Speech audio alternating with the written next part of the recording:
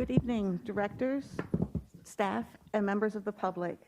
I will now call this April 12th, 2022 regular business meeting to order. We will begin tonight by acknowledging that buildings within Minneapolis Public Schools are located within the traditional homelands of the Dakota people. Minnesota comes from the Dakota name for this region, Minnesota Makoche, translating to the land where the waters reflect the skies, or cloudy waters. MPS recognizes the original peoples of this place and is committed to making ongoing efforts to educate the community about the relationship that Dakota people have to this area, both historically and today as they remain here in their home. Thank you. Before we move on to the business before us this meeting, I want to stop and recognize that the last meeting we had here did not work well for anyone, not for board members, not for staff, and especially not for those in attendance. We have a duty as elected board members to listen to and represent our constituents, and that includes acting on school district business in these meetings. As board members, I think we all recognize that not every issue before us will be supported by everyone. Some decisions will be easy and some very difficult. But regardless, we must be able to deliberate and act upon the matters before us on our agenda, including to hear from those who have signed up to provide public comment. So I want to reiterate the expectations we have for this and every meeting to help things go more smoothly tonight. First, there will be no signs that either block the view of someone else or include the name of individual students or staff. Two, there will be no disruptions, either by yelling or by using a device to amplify one's voice or make another noise. Three, we ask everyone to take a seat as space allows, and if needed, the meeting is being streamed in the cafe space. Make sure you're not blocking the view of our interpreters or of others. If these expectations cannot be followed, I will first ask those individuals to adhere to the rules. If it continues, we will take a recess until everyone is able to see and hear each other. Thank you. As a reminder for anyone speaking tonight, including during public comment at the podium, please speak directly, clearly, and loudly into the microphone. For the benefit of all of us, but especially for our interpreters, for those using closed captions, and for those who normally rely on seeing faces to help them understand, we need to project our voices to be heard through masks. And if you do briefly remove your mask to speak, please remember to put it back on properly after you have spoken. Thank you. Cliff Inns, can you please call the roll for the record? Present. Director Ali. Director Cerrito. Present. Director Inzi here. Director Jordan. Director Caprini. Present. Director Ellison. Here. Representative Rand. Student Representative Wesson. Thank you. Please let the record reflect that Director Ali is stuck in traffic and will be here shortly, and that Director Jordan is following COVID-19 protocols and will not be in attendance tonight. We have a quorum. Next, we will approve our agenda for the rest of the evening. Director Arneson, will you please move approval of the agenda? So moved. Thank you. It's been moved and seconded. Is there any discussion? Seeing none, all in favor say aye. Aye. Any opposed say nay. That motion carries and we have an approved agenda. Director Inns, can I please get a motion to approve the minutes before us? Thank you. The minutes is presented for the February 8th, 2022 meeting have been moved and seconded. Is there any discussion? Seeing none, all in favor say aye. Aye. All those opposed say nay. That motion carries and the minutes are approved. Next, we will hear from those who have signed up to provide comment with us here tonight. As staff projects the speaker list and our first speaker comes to the podium, I'll remind us of a few public comment protocols. Our goal here is to hear from those who have signed up in a fair way. To do this, we will be going to ask each commenter to begin by stating your name and relationship to Minneapolis Public Schools. Keep comments within the 2-minute limit. Do not mention identifiable information about individual staff or students, and do not use profanity, insults, or threats. If these guidelines cannot be followed, I will provide a warning, and then if needed, turn off the microphone and end your comment haddii time. arrinta ay dhaafto And finally, please mikrofoonka ayaan remember that this is joojinaynaa. an opportunity for us to hear Tan from the waa community, jaanis but we will not luqan kaa respond maqalo, comment to comments. kama in the moment. jawaabayno, commentina ma bixinayno hadda. Sean Layden, please come to the podium and begin your comment. Thank you. Qofkaas oo imow oo hadal. Thank you, Chair Ellison, Superintendent Ariah. Mahadsanid Garaaf iyo Ellison. I'm Associate Educator with Minneapolis Public Schools. Currently living in the Whittier Hadda neighborhood Whittier baan ku and also noolahay. serving as the president of our Marka MFT ESP MST chapter. baan madaxweyne ka And ahay. tonight I wore my Waxaan Yes for Kids doonayaa shirt inaan because I think it's important marka waa muhiim that we're coming out of a collective bargaining inaan process si guud that iskugu was very nimaadno. difficult, Waa arrintan adag, unprecedented, I would say. arrinaan weligeed And the dhacin. collective bargaining process is Marka arrinta one in wada which xaajoodka waxaa employer weeye and employees shaqaalaha iyo loo have to figure shaqeeyaa out what we're going to do waa together. inay fiiriyaan waxa ay And sometimes sameynayaan. that's hard, Marmar like way what we adag just went tahay. through. Sometimes it's not so hard, like when we work together Marmarka on the qaarna way academic sahlan tahay in la wada to seek xaajoodo. greater funding for our schools that we know Marka that we iskuulladeena desperately fanki need. iyo arrintan la I've been wada a part of a hadlo. lot of those Marka qayb ayaan ka ahaan interactions jiray between wada employer and xaajoodkan employee. employerka iyo And I want to employeeka. highlight a couple of things that I think are Marka dhowr important arrimood coming baan out of doonayaa this inaan ka hadlo last process. oo arrintuu We dambeysay. have done historic Waxaan things in the sameynay district, arrin taariikh ah and baa they were degmada hard to sameynay. get to.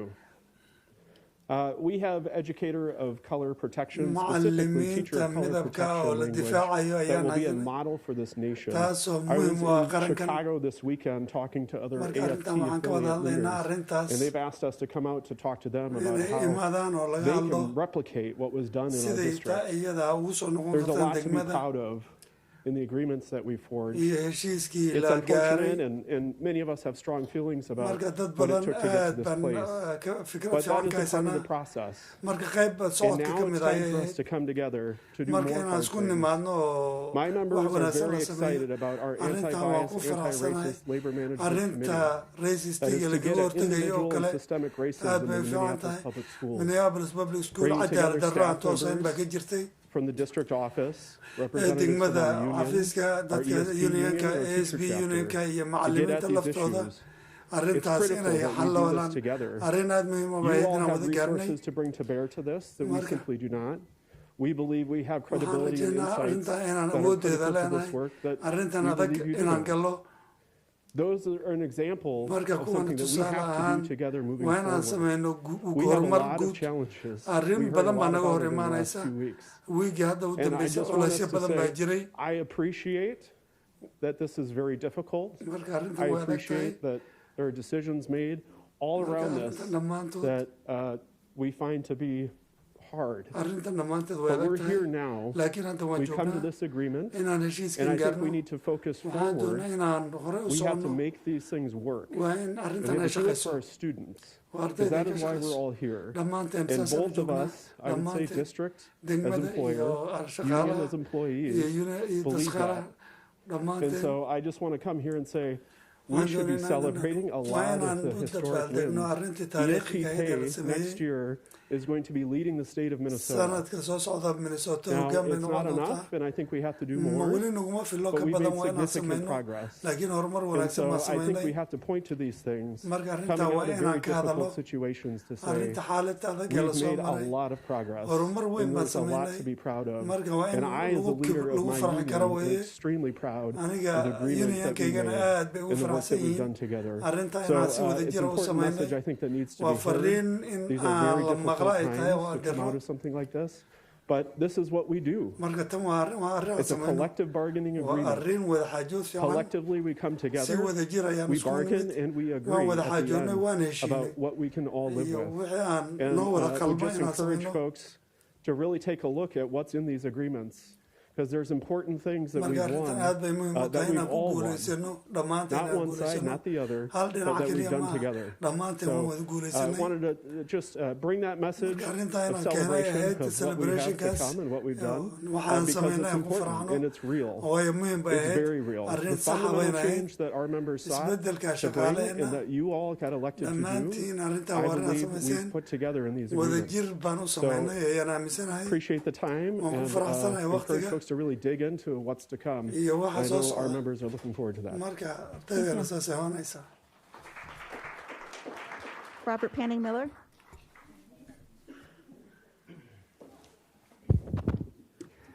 Hi, I'm Robert Panning Miller. I'm a parent of a Washburn student. I'm a teacher at South High School, and I'm a member of the Teacher Union Executive Board. 2 weeks ago, someone on this board described the added 42 minutes per day and the 9 days a week, or 9 days added to June, as a consequence. I feel confident the term consequence was used as a euphemism for punishment. Not only are teachers and ESPs being punished for fighting for safe and stable schools, but our students and families are being punished. This didn't have to happen. 2 weeks ago, when you all voted to impose these changes, there were important questions that should have been asked and answered. Important financial questions couldn't even be answered or even asked because Chief Diop wasn't here. What would have been the supposed penalties if we didn't add this extra time? Superintendent Graff vaguely referenced a statute that says school board members could be guilty of a misdemeanor if you, quote, willfully fail or neglect to perform your duty, unquote. The duty referenced is creating a school calendar that provides a state minimum of instructional time. You had done that. MDE, the Department of Ed, stepped into this, which begs the question, why did they insert themselves in a labor dispute? Did you ask them to? Is that their job? MDE suggested the district could lose some money because they might adjust what's called CDM. But no one specified whether that would actually happen or what the cost would actually be. Many of you talk about being good financial stewards. Stewards of the district's finances, is called into question when we are now looking at extra money. How much extra money will we spend with all the extra time for food service, bus drivers, engineers, clerical staff, etc.? 2 years ago, you voted to go forward with the CDD, a plan that uprooted students, upset families. It drove families out. You are now inserting chaos into the lives of our staff, students, and families again. District leadership should follow the Hippocratic Oath. First, do no harm.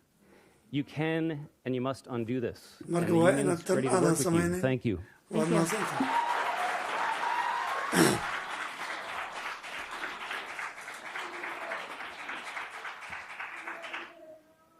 Maria. Hello, my name is Robertson Moody. Thank you for having me tonight. I am an ESP, special education assistant at Roosevelt High School. I work in the SP program. Go Teddy Nation.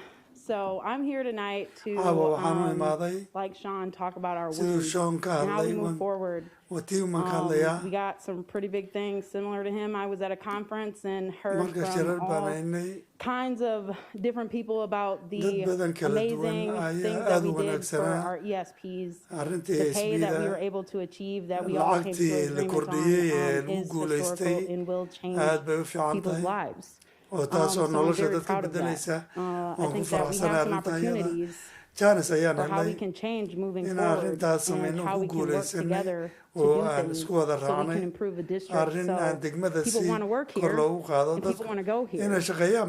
I think that we all know we have an enrollment problem, and that's not going to change if we keep doing the same things. I think we have an opportunity after this very historic moment to change and work together and make space for our student voices, make space for our families, make space for our educators to actually come to the table and be heard and actually improve our district so we can serve our kids better. I think that we've started doing some of that work. I know we have our committee, the anti-racist, anti-bias committee, that we could start doing some of that work. We have opportunities that are going to present itself over the summer when it comes to working together, to improve our enrollment, and speak to families. And there's so many other things that we'll be able to do in the future.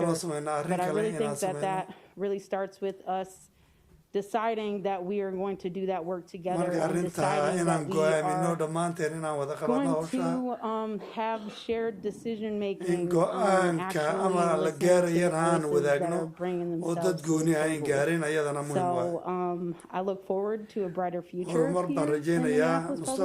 Minneapolis Public Schools. And I hope that this board, as well as any future board and future leadership, makes the best decisions for our families and students.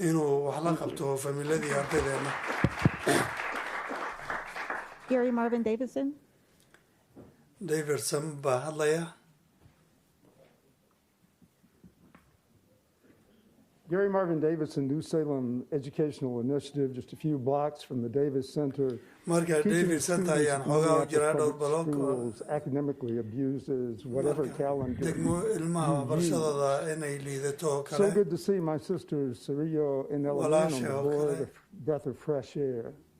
inay Ella helaan Baker hawo was a fiican radical force in the civil rights and xuquuqda Black Power dadka civil movements. rightska She chafed at the moderation and the slow movement of iyo Martin Luther King's dhaqdhaqaaqa Southern nugule Christian la wada Leadership Conference. ee hoggaanka Is one of the leading forces in waa arrinta shirarka inaugurating SNCC, taas waxa uu ka Student taraysaa Nonviolent Coordinating Committee. iyo arrin She went on wadaguud oo to committee assist la wada hadlo Fannie Lou Hamer feeriya in arrinta establishing the Mississippi in la Freedom sameeyo Party arrin when the xorriyad ah Democratic Party oo had not dimuqraadi a single black member in the oo qof 1964 madow ah convention. 54kii inuusan She was a socialist, very much anti-capitalist. She was a great supporter of Angela Davis and worked hard to get her released when marka the waxaan u government sheegnay in la sii daayo arrested her on trumped-up waan sii daynay charges.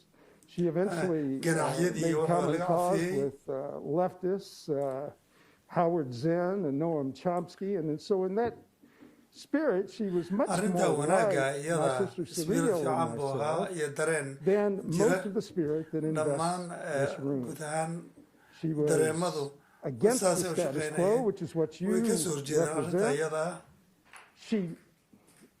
She never would have brought in somebody from the intellectually corrupt Minnesota Department of Education to marka serve as qof either interim maskaxiyan or corrupted certainly oo long-term wasaaradda waxbarashada ka superintendent, shaqaynaya and she would have opposed the marka wayna diidi behind-the-scenes lahayd in manipulation arrinta iyada maysan of aqbasheen directors Inns, Caprini, Ellison, and Arneson. New Salem Education.blogspot.com. marka arrinta iyada blogspot.com la leeyahay alaada Thank you. Lars Lindquist. Hi, I'm Ramya Jackson. Mr. Lindquist gave us his spot. aniga Jackson baan ahay qof So baa I'm Ramya boosaskan Jackson from North siiyey High. I'm Aaliyah Muhammad from North High. ad gabadhana maxamed baalaan aan qayb ka socotaa leyla maxamed So we did send a letter out recently, like 10 days ago, and we did not get a response except from the student representative. So marka we're here to tobanberi ka hor share iskuulka our letter. wakiilka iskuulka maanan We, helin the North High Student Council, Marka representing the iskuulka- students of iskuul North councilka High, are here to oo share our iskuul concerns North about how High the mas-uulka district's interpretation of the degmada return to work sida contract loo will affect our turjumay schedule, students schedule-ka and families at North High ardayda School. iyo qoysaska We feel that the iskuulka. school communities did not get any say in this contract Marka and how it will affect iskuulada our hal schedule. awood We have ba talked to male. multiple students and we have compiled a list of complaints and marka concerns. waa arrinta Some of our concerns complainka include iyo concernka ay ardaydu students will have qabaan to choose between passing their Ardaydu classes and working waa inay summer jobs jisgareeyaan. slash internships. internshipka Seniors iyo who waxaas have already made ardayda plans iskuulka after graduation oo will not graduation-ka come back sameeyey after the graduation kuma soo ceremony. noqonayaan North High is graduation-ka still bacdi. experiencing trauma over the death North of High aad fellow bay student dhibaato Deshaun ugu Hill. tahay ardaydu inay Students kusoo have noqdaan sports and family obligations after school. Marka ardaydu Some students mas-uuliyiin also baa change saaran. custody and live somewhere else in the summer.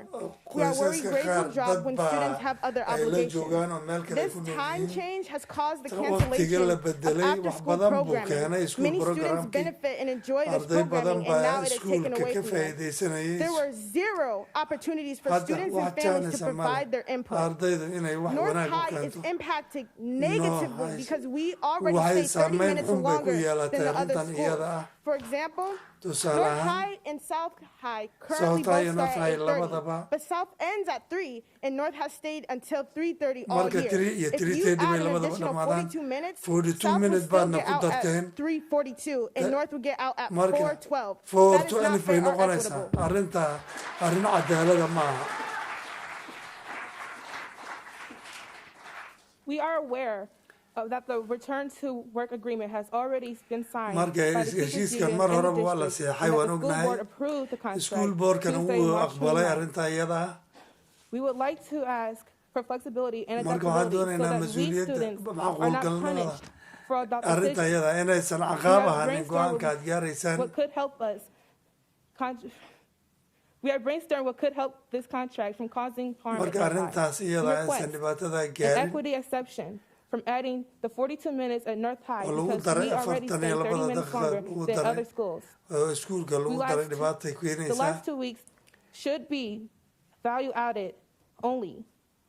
What we mean by this is that grades cannot go down during these 2 weeks, but students can work to bring their labadan grades week up. hoos ma If aadi seniors have passed all karaan required classes for graduation ardaydu before wayba the baaseen ceremony, they should graduation not have to be ceremony required to ka come hor back for the waaba last lagu 2 baasay weeks. in lagu soo noqdaan labada week ee dambe There maaha should be flexibility for earning instructional hours in June, including marka earning June credit for in laga hadlo internships, sida projects, and summer credit jobs. The internship oo district should kale provide funds and resources for marka field arrinta trips iyada and fan in loo authentic learning raadiyo weye experiences. oo la wahayo School buildings and administration should be given decision-making power to decide marka how to ardayda make go-aan new schedules qaadashada waa that in la fits the needs siiyo of their students. oo ardayda We ay feel like leeyihiin when waxaan we dareemaynaa feel like when in a district western noqonay has a one-size-fits-all approach, that we always get the negative end. marka arrintan oo degmada ka codsanno mar walba saameyn xun baan helnaa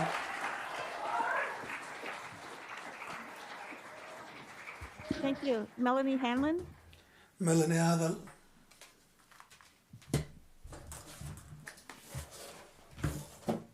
Thank you. I'm a taxpayer in Minneapolis and a parent of a senior this year. And I decided I would like to speak at this meeting after witnessing the last meeting, where I felt a strong sensation that, well, the teachers were at fault for the extended school year and that students were to learn a lesson and learn consequences. And I was so angered by that statement that I felt moved to come and speak tonight, because as a taxpayer and as a parent, I don't blame the teachers for going on strike. I hold the school board and the administration accountable for not coming to an agreement before it led to a strike.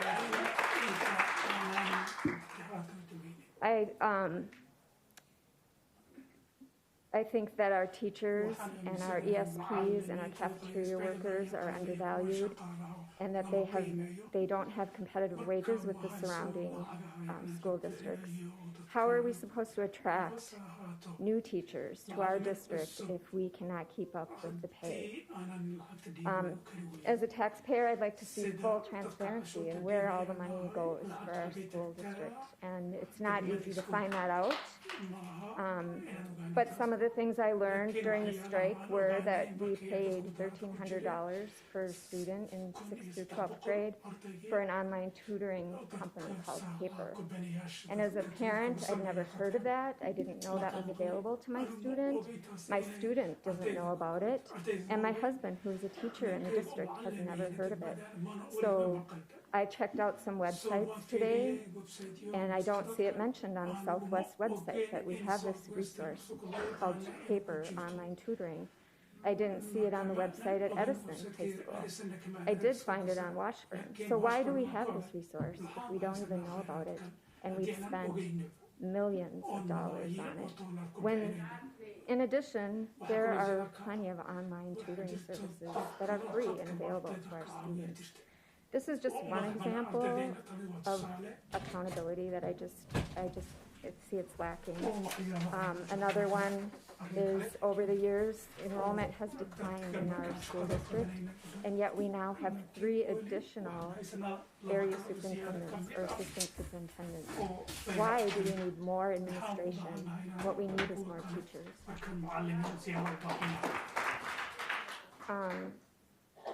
And lastly, I want to know why our director of accountability is plotting a coup and is not held accountable for that. My understanding is he's still employed in the district, and just because an activity is not illegal, it doesn't mean it's ethical. And that's all I have to say tonight. Thank you.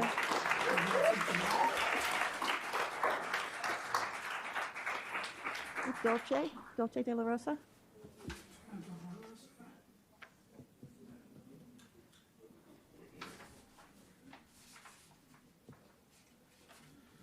Buenas tardes. Voy a necesitar interpretación. Así que ténganme paciencia y necesito aquí su atención, por favor.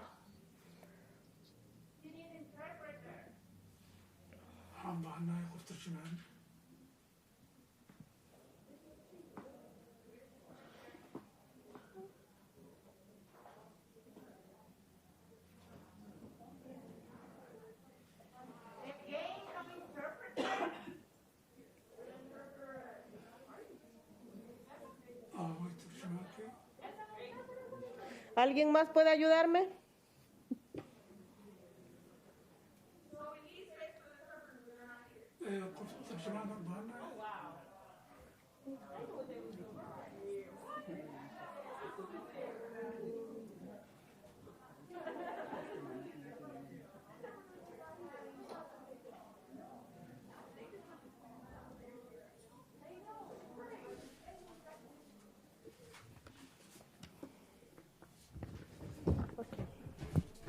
A partir de aquí voy a empezar a leer.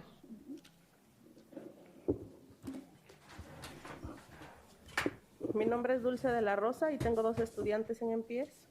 My name is Dulce de la Rosa and I have 2 students in MPS. Sé que hemos estado hablando consecutivamente de esto, pero voy a insistir. I know we have been repeatedly talking about this, but I'm going to insist. La noticia sobre un acuerdo de regreso a clases entre el Distrito de las Escuelas Públicas de Minneapolis y el Sindicato de Maestros de Minneapolis se dio a conocer el 25 de marzo. Nosotros, los padres y nuestros hijos, estábamos emocionados que iban a regresar a clases nuevamente.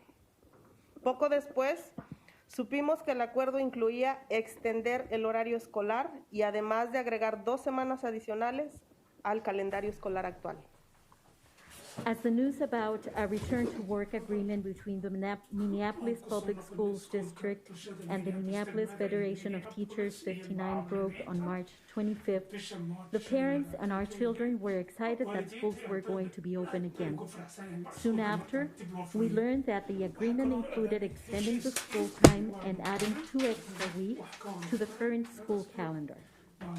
A medida que nuestros hijos han regresado a la escuela, nos hemos encontrado una vez más en una situación en la que las familias trabajadoras son las que están sufriendo las consecuencias de las decisiones tomadas por el superintendente y que han sido aprobadas por la mesa directiva escolar de Minneapolis.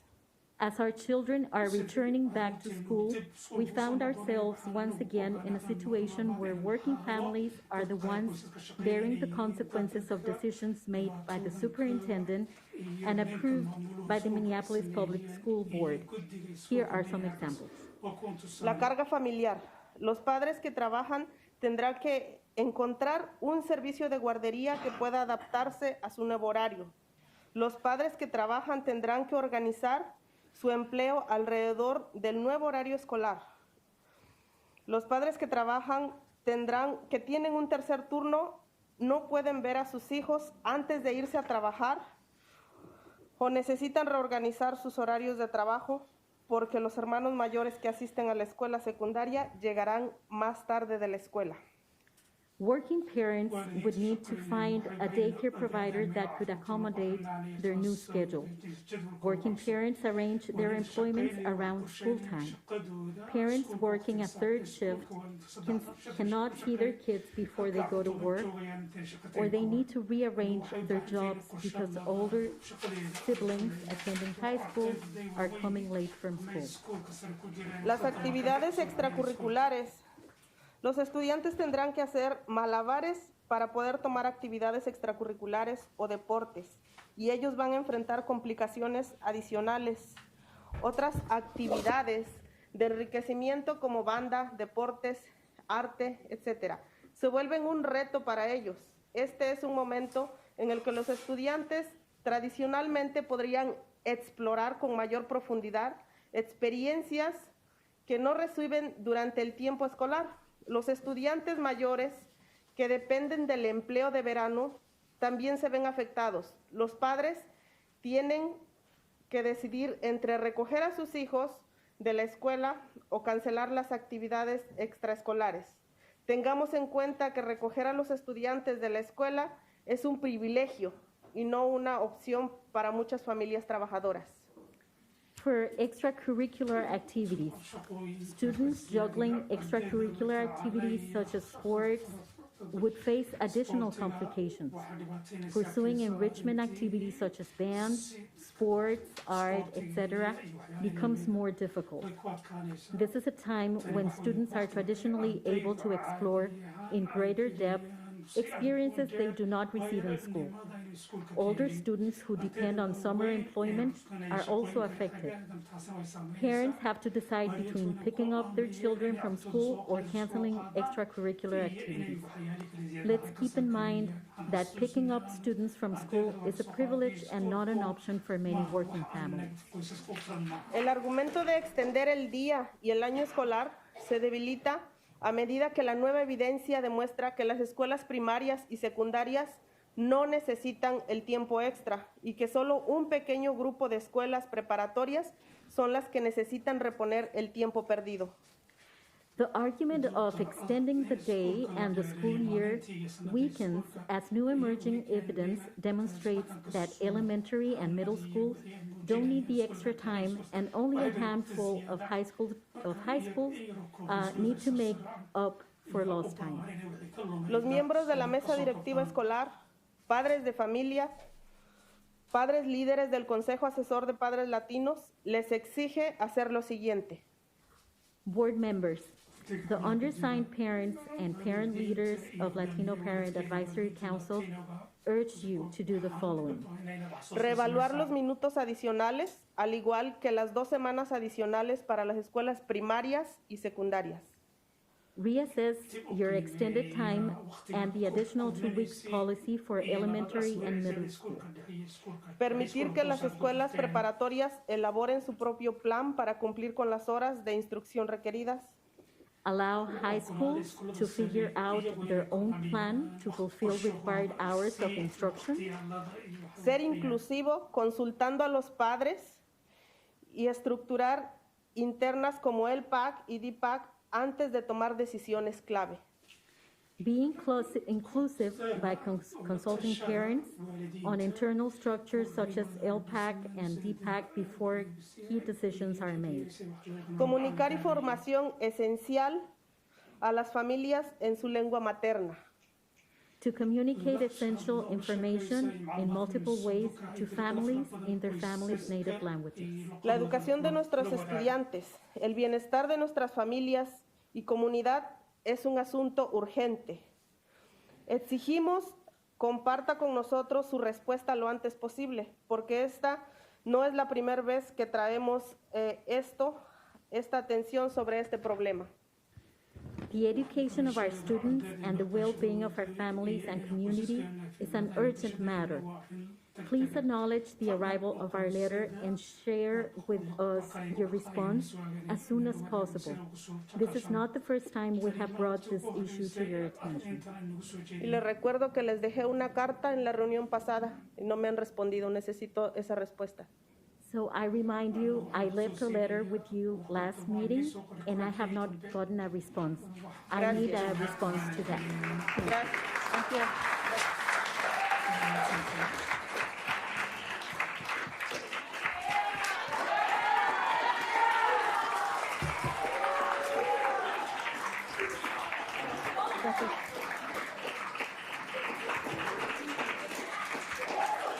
Soraya Valenzuela.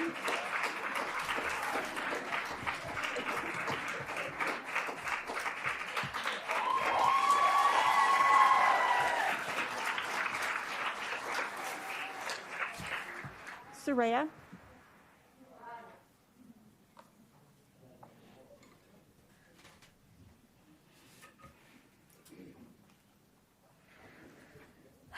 Buenas noches. I don't need an interpreter, don't worry. My name is Soraya Valenzuela Lopez. I'm a bilingual kindergarten teacher for Emerson School. First of all, thank you for the opportunity to say our thoughts. And I hope that, well, you're listening.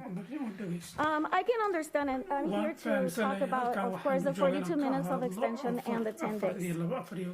First of all, I can understand why you treat all grade levels the same way, high 5 to 12 grade. As teachers, we focus on the importance of differentiation all the time. But you have chosen not to differentiate for anyone, students, families, and teachers, especially primary grades. It is extremely disappointing and disrespectful that our Board of Education superintendent claims outspokenly that wants to the best for our students and its equity system, and it's not treating us with equity but with equality. No. Now, there's two factors here, two effects. Students, parents, teachers, and our dismissal.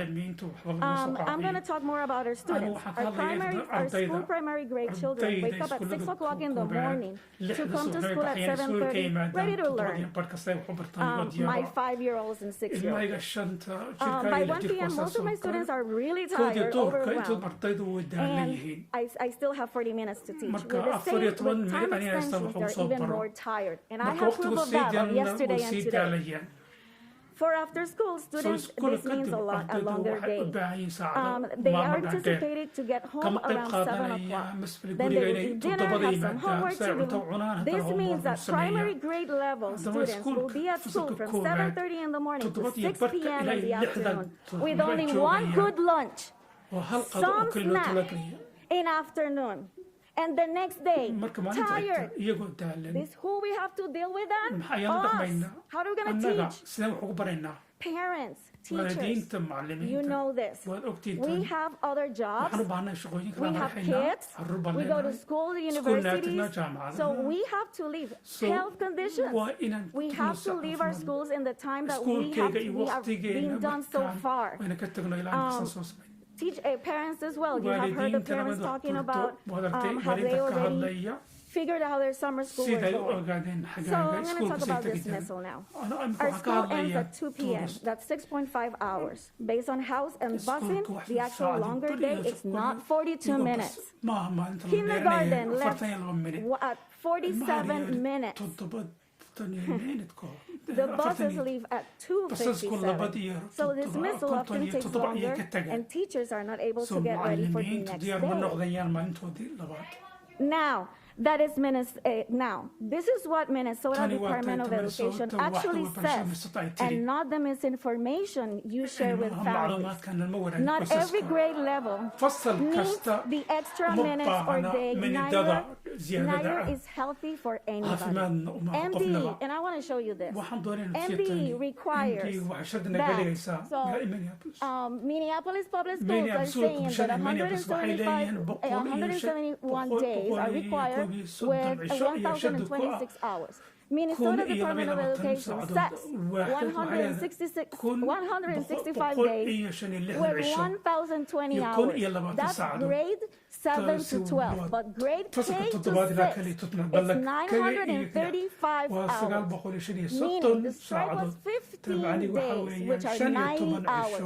Basic math. We are teachers. 1,026 minus 90, that is 936 hours. Actually, primary grades, we are 1 day ahead. Now, so this is the last thing that I want to say. I want to know if you have come and teach in our classrooms. If you have come to a kindergarten class. If you have visited our school after this pandemic and look at our social our behavior of our kids, their social emotional behavior, how is right now? How this constant change is going in our classroom. We're not teaching the same as we used to teach before. We're dealing with a lot of other issues.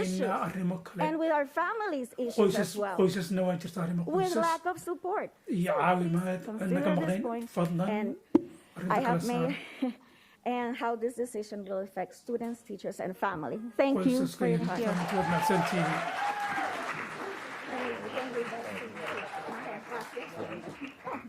Brittany Granger.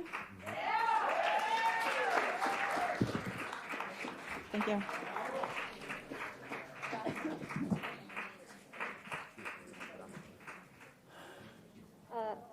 My fellow parent, Brittany Granger is a fellow parent at Sheridan. And so my name is Sonia Perez. I'm later in the list.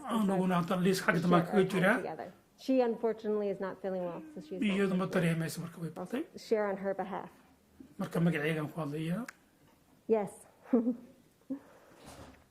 My name is Sonia Perez Waterbach, and I'm a parent at Sheridan. Today, I want to provide some background on the exciting vote that will be happening to change the name from Sheridan to Las Estrellas. This name change is not about erasing history or being politically correct.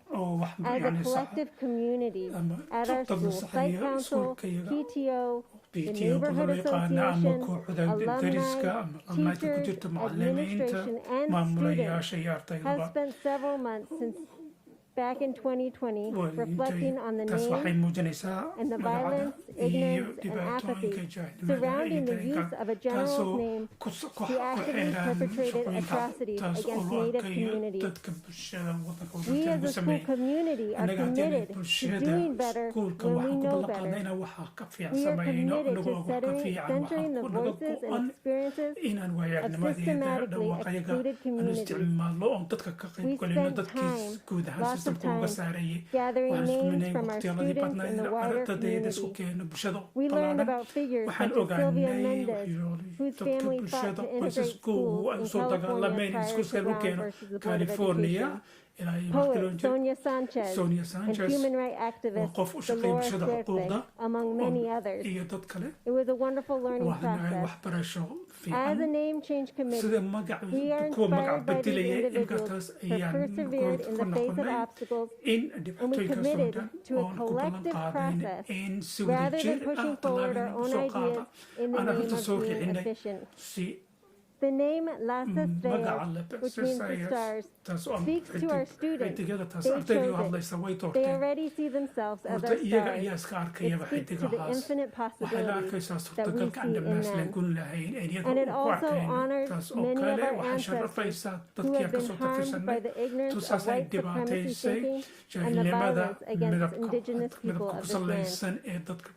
We look forward to continuing to live into our new identity as Las Estrellas. As a school, we are committed to equity, bilingualism, identity, students' voices, and high cognitive engagement. This name change is symbolic of the continued work that is before us, the work of questioning norms that segregate, devalue diversity, and create barriers to opportunity for our students. I want to preemptively thank the board for an affirmative vote in the work of our collective community in creating the change we wanted to see. And to the administrators, teachers, and families dedicating hours fighting for the injustices that we inherited, I hope this brings you hope and encouragement to keep working together to do better. Thank you. Thank you. Jose Fresco.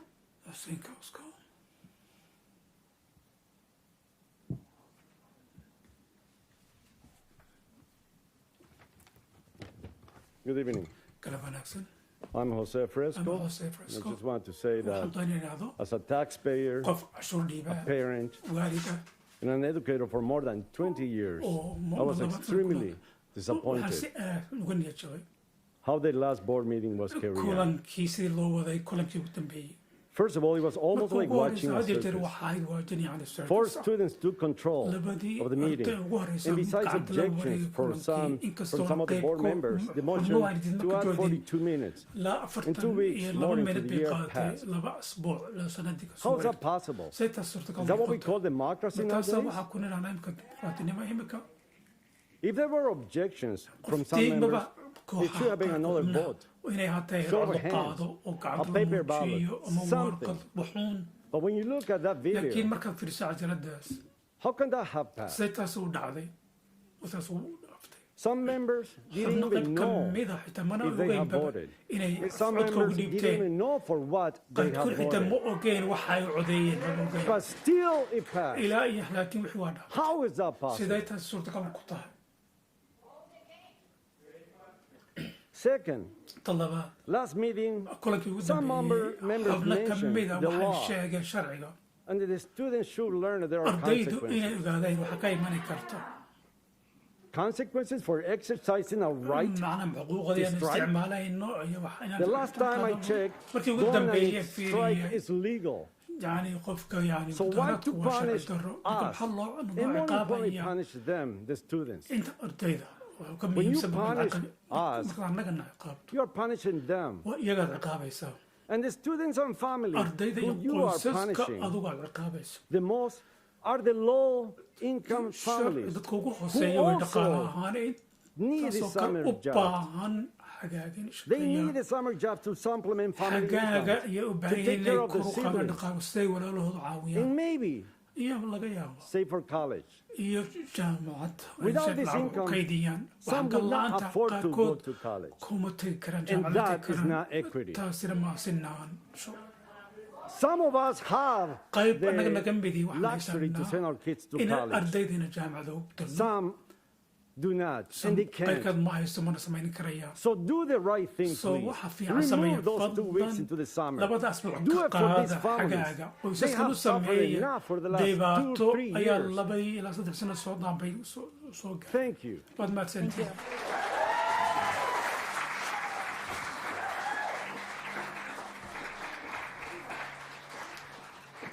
Mary Cuff.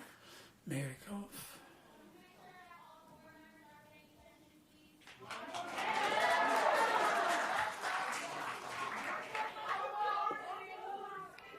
Hello. Hello. Hello. I'm Mary Cuff. I'm a licensed school nurse for the district. I work a 1.0. I am the only float licensed school nurse in this district. And I came with a colleague here, and we would like to discuss and talk about this extra 42 minutes and how we feel it is not safe, it is not okay, and we need to figure out another plan. Hi, I'm Carol Engelhardt. I was in retirement, and I came home from retirement to serve the schools, and I love it.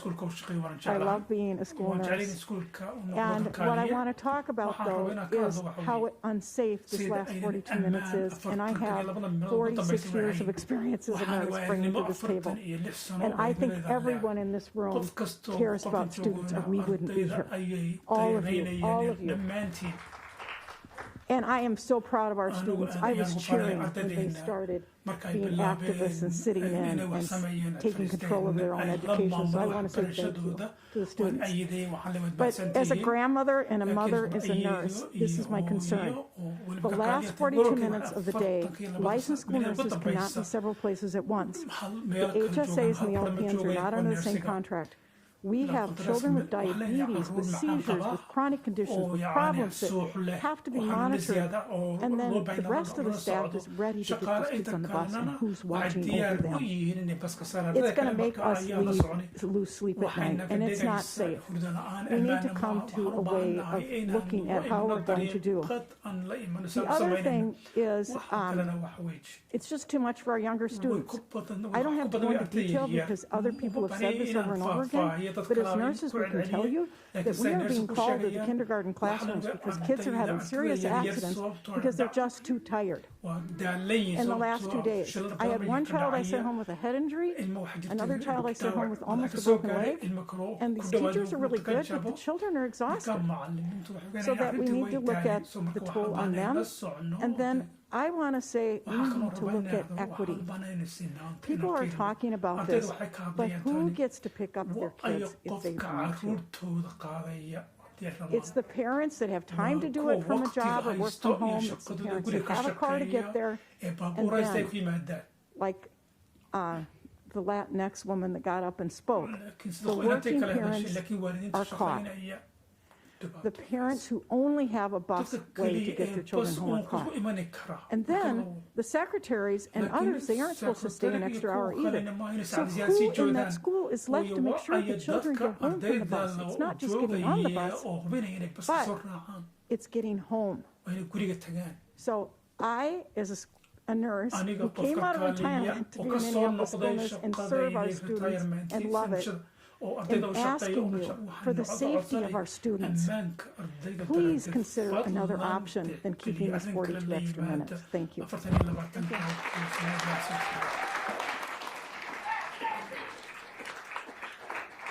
Anna Ashcroft. Anna Ashcroft. Anna Ashcroft. Anna Ashcroft. Silvia Hibennis. Silvia Hibennis.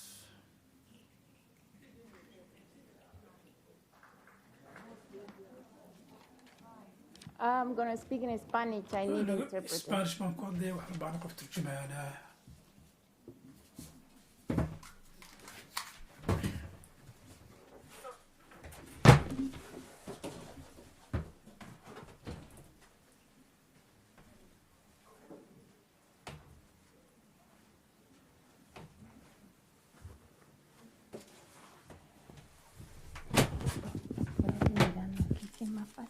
Voy para poco. No, yo prefiero hablar y que tú traduzcas. Me saco la mascarilla. Okay. Soy Silvia Hibennis y estoy aquí como madre de 2 estudiantes de Minneapolis Public School. Me opongo rotundamente a los 42 minutos extendidos y las 2 semanas extras del verano. ¿Cuál es tu nombre? Silvia. I am Silvia. I am a mother of 2 students in Minneapolis Public School, and I'm here as a mother. I oppose drastically to the 42 minutes extra and the 2 other weeks extra in this summer. Primero, me parece una falta de respeto que otra vez MPS tome decisiones que afectan tan dramáticamente a las familias y ni siquiera nos consultan. Ustedes se sienten con el derecho a manejar mi horario y eso no me parece justo. First of all, I consider that it's quite disrespectful that once again MPS district takes decisions that are affecting dramatically my life, the life of all the families, and you don't even ask us or ask for our question. You feel that you have the right and you are entitled to manage and maneuver my schedule, and that is not right. Estoy aquí por las familias que tienen 2 trabajos o 3 trabajos y se han ajustado un horario para ver a sus hijos siquiera un par de horas y ahora no los pueden ver por ir a su segundo trabajo. I am here to speak in behalf of the families that have 2 jobs and they have to manage their schedule, the worker schedule, in order to see their kids at least a couple hours before they have to go to their second job. And sometimes with this change, they cannot even do that. Estoy aquí por los estudiantes que tienen actividades de enriquecimiento o deportes que se ven afectados y por las familias que han pagado por estas actividades. I am here in behalf of the students that have sport activities or other after-school activities that are enrichment for them or sports, and now they are affected, and for the families that have already paid money for those activities. Estoy aquí por los estudiantes con autismo o desórdenes de ansiedad y este cambio de rutina les ha afectado tremendamente y por las madres que han tenido que consolarlos. I am here on behalf of all the students that have autism or anxiety disorders, and these changes have affected them tremendously, and for all the mothers that have to console and support their children with these changes and this stress that you guys have caused them. Estoy aquí por los estudiantes de high school que tienen que decidir si perder su última hora de clases o ir a su trabajo después de la escuela o cuidar a sus hermanos. I am here on behalf of the high school students that now they have to decide if they're going to miss the last hour of school in order to go to work after school or take care of their siblings. Estoy aquí por las familias inmigrantes que juntan su dinero todo el año para mandar a sus niños a sus países de origen y ahora ustedes arruinan su plan. I am here on behalf of all the immigrant families that are saving money for an entire year in order to send their children to their countries of origin, and now they cannot do it because of you. Estoy aquí por los estudiantes que tienen trabajos de verano y ahora tienen que elegir si terminar el año escolar o tomar su trabajo. I'm here on behalf of the students that have to work during the summer, and now they have to decide, so either they finish the school year or they take a job. Una persona de este board dijo que había que pagar por los actos. Me pregunto, ¿quiere castigar a los estudiantes y familias? Me pregunto, ¿quiere castigar a las maestras de mis hijos por luchar por escuelas mejores y mejores condiciones de trabajo? So, a person here in this board said we have to hold accountable and pay for the consequences of our actions. So my question is, are you punishing the students and the family? My question is, are you punishing the teachers that are working and teaching my daughters for they are fighting for better schools and better conditions for work and better schools? Shame on you. Shame on you. Debiera sentir vergüenza que los maestros tengan que ir a huelga para conseguir un aumento de 2% y para proteger a los maestros de color. Shame on you. You should be embarrassed that the teachers have to fight and go to a strike to get 2% more in protection for the teachers of color. Ustedes son los responsables de las 3 semanas de huelga. MPS no mostró ningún sentido de urgencia en negociar con los educadores. Shame on you. You are responsible of the 3 weeks of the strike. MPS did not show any considerations or urgency to negotiate with the teachers. Si quieren consecuencias, ustedes deberían tomar 42 minutos para ir a las escuelas y hacer intervenciones de matemáticas o lectura con los estudiantes más necesitados. Ustedes podrían tomar 2 semanas del verano para aprender el trabajo de los educadores y entender mejor cómo funcionan las escuelas. If you're talking about consequences, why don't you take the 42 minutes to go to the schools and do the interventions for mathematics or reading with the students that need it the most? You should take those 2 weeks from the summer to learn how to do the job of the teachers and to understand how the schools work. Como madre, exijo que vuelvan el calendario original. Si no quieren otra migración de familias, como ya lo vieron por su decisión con el CDD. Basta ya de las faltas de respeto. As a mother, I am demanding that the calendar of the school year goes back to the original. Unless you don't want to have another immigration or exodus of students, as you have seen it already with your decisions with the CDC. I think CDD, enough of the disrespect. Los niños de escuelas elementales ya tienen todos los minutos requeridos por MDE.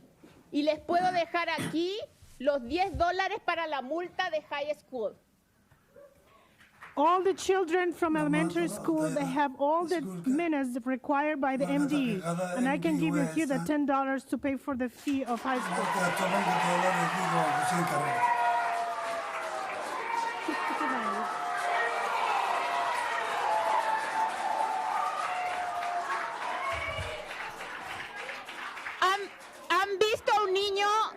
¿Han visto a un niño de primaria al final del día? Casi durmiendo y con hambre. En la escuela de Emerson, el primer desayuno es a las 10 de la mañana. Ahora estarán de vuelta en su casa a las 4. Eso significa un niño 6 horas sin comer. Shame on you. Have you seen an elementary school student, a child, that in the end of the day, almost asleep and very hungry?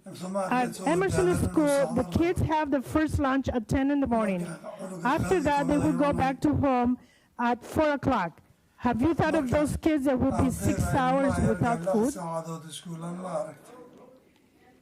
Ahora les quiero hablar como maestra. No me van a quitar mi dignidad. No me vas a quitar mi dignidad por tratar de castigarme. Shame on you. Y la próxima vez me voy a levantar más fuerte. And this one is, as a teacher, you will not take my dignity away. Punishing me for this. The next time, I will rise stronger. Shame on you.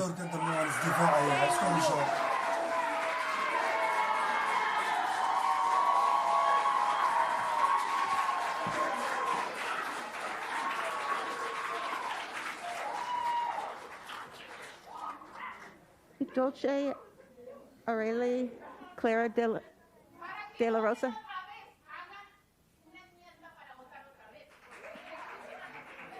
Thank you. Dolce Aurelie Clara De La Rosa. Dolce Soba, kala hadal.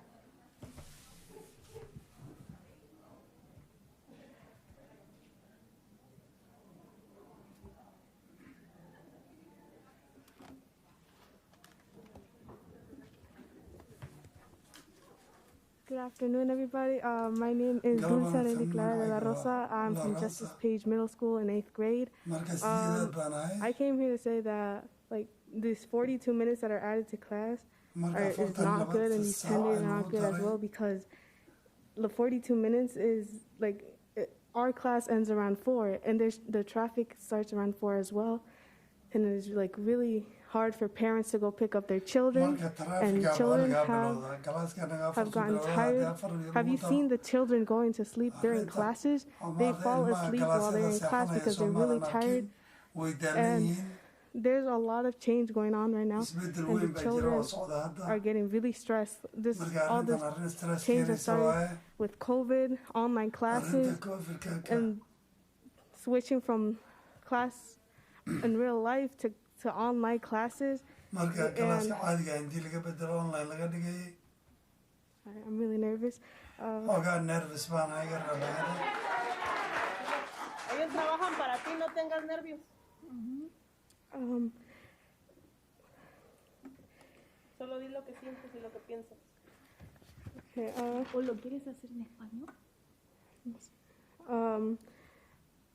For the 42 minutes, kids have after school classes, activities after school, and these 42 minutes changes it for them, and it's making it really hard. It gives them less time from school, after school to relax, and less time to spend with family and loved ones. And parents have things to do after school, like jobs, and these 42 minutes added is making it hard, and they have to change their schedule because of it. And the 10 days, the kids already and teachers already have trips planned, and some of them already paid, so these 10 days are bad for them, and some kids don't want to miss school, and they're going to have to miss school for these 10 days because they already have trips planned and paid. There's kids with summer jobs, and teachers also may have summer jobs, and it will be really hard for them to go to school, and then after that, really fast, just when school ends, they have to go straight to work and not just a little bit of time without work and go to work with these 42 minutes, and for summer as well. And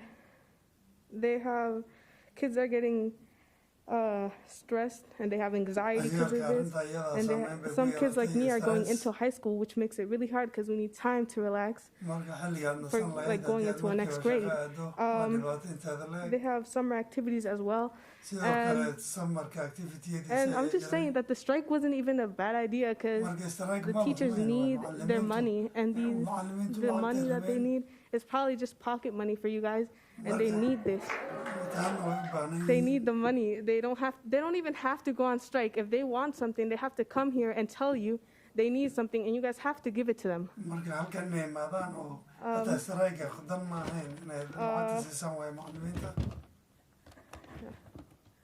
But yeah, that's all, I think. Thank you.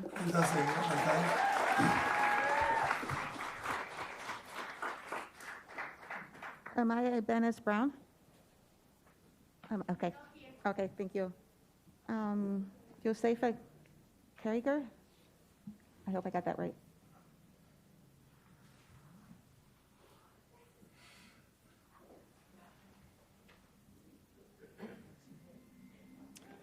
Josefa has given us her time. So my name is Tiffany Doherty. I am a teacher at Anahuac Middle School. And like some of the people that came before, I'm really here to say shame on each and every one that left educators on the street for 3 weeks.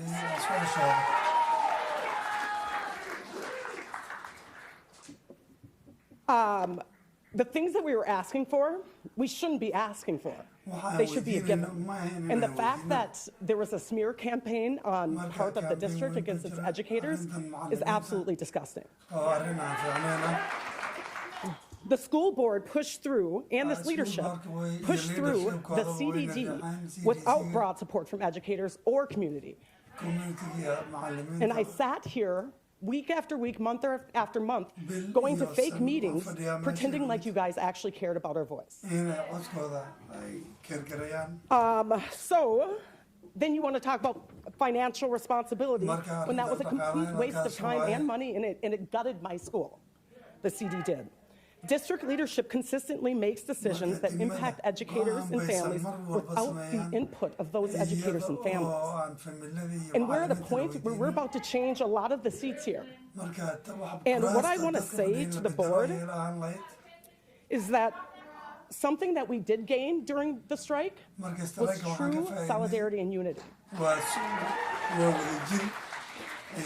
And what you should expect is to see a lot more of us here, making sure you know that you work for the people, not the superintendent.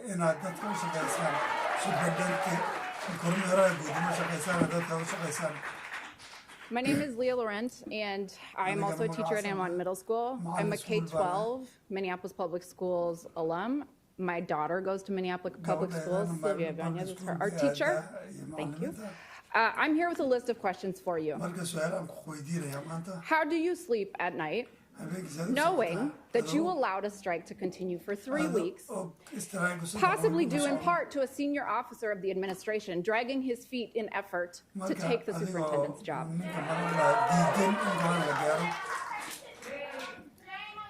How do you say that you serve students, families, and communities when you consistently leave them out of decisions around their education?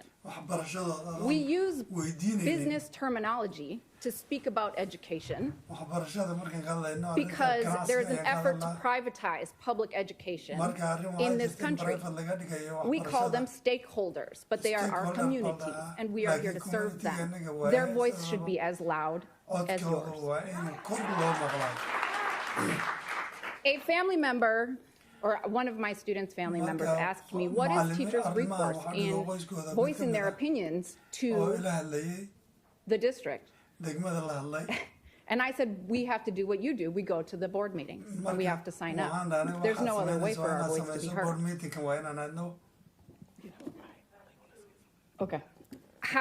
Oh, right now? No. Sorry.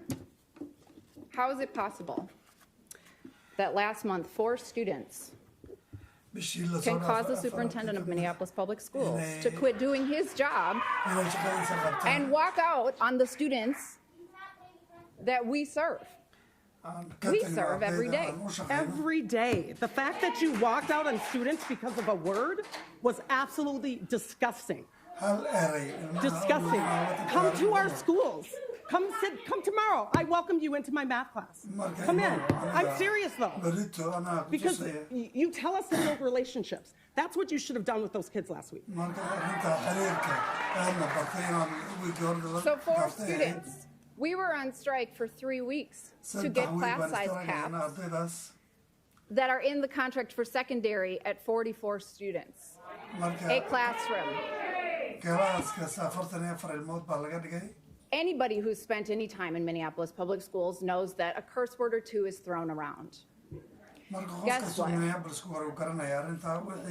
It's cultural.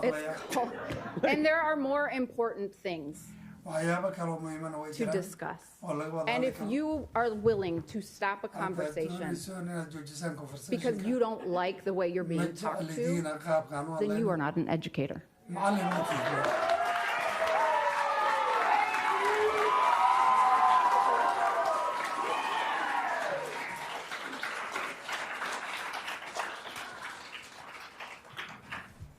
Ayala Alate? Ayala, I might be pronouncing this wrong, sorry. Ayala, E-Y-A-L-A? Ayala, M-O.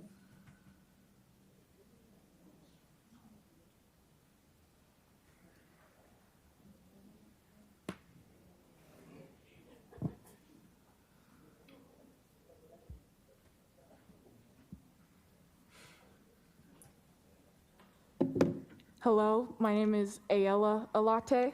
Let's go, Ayala.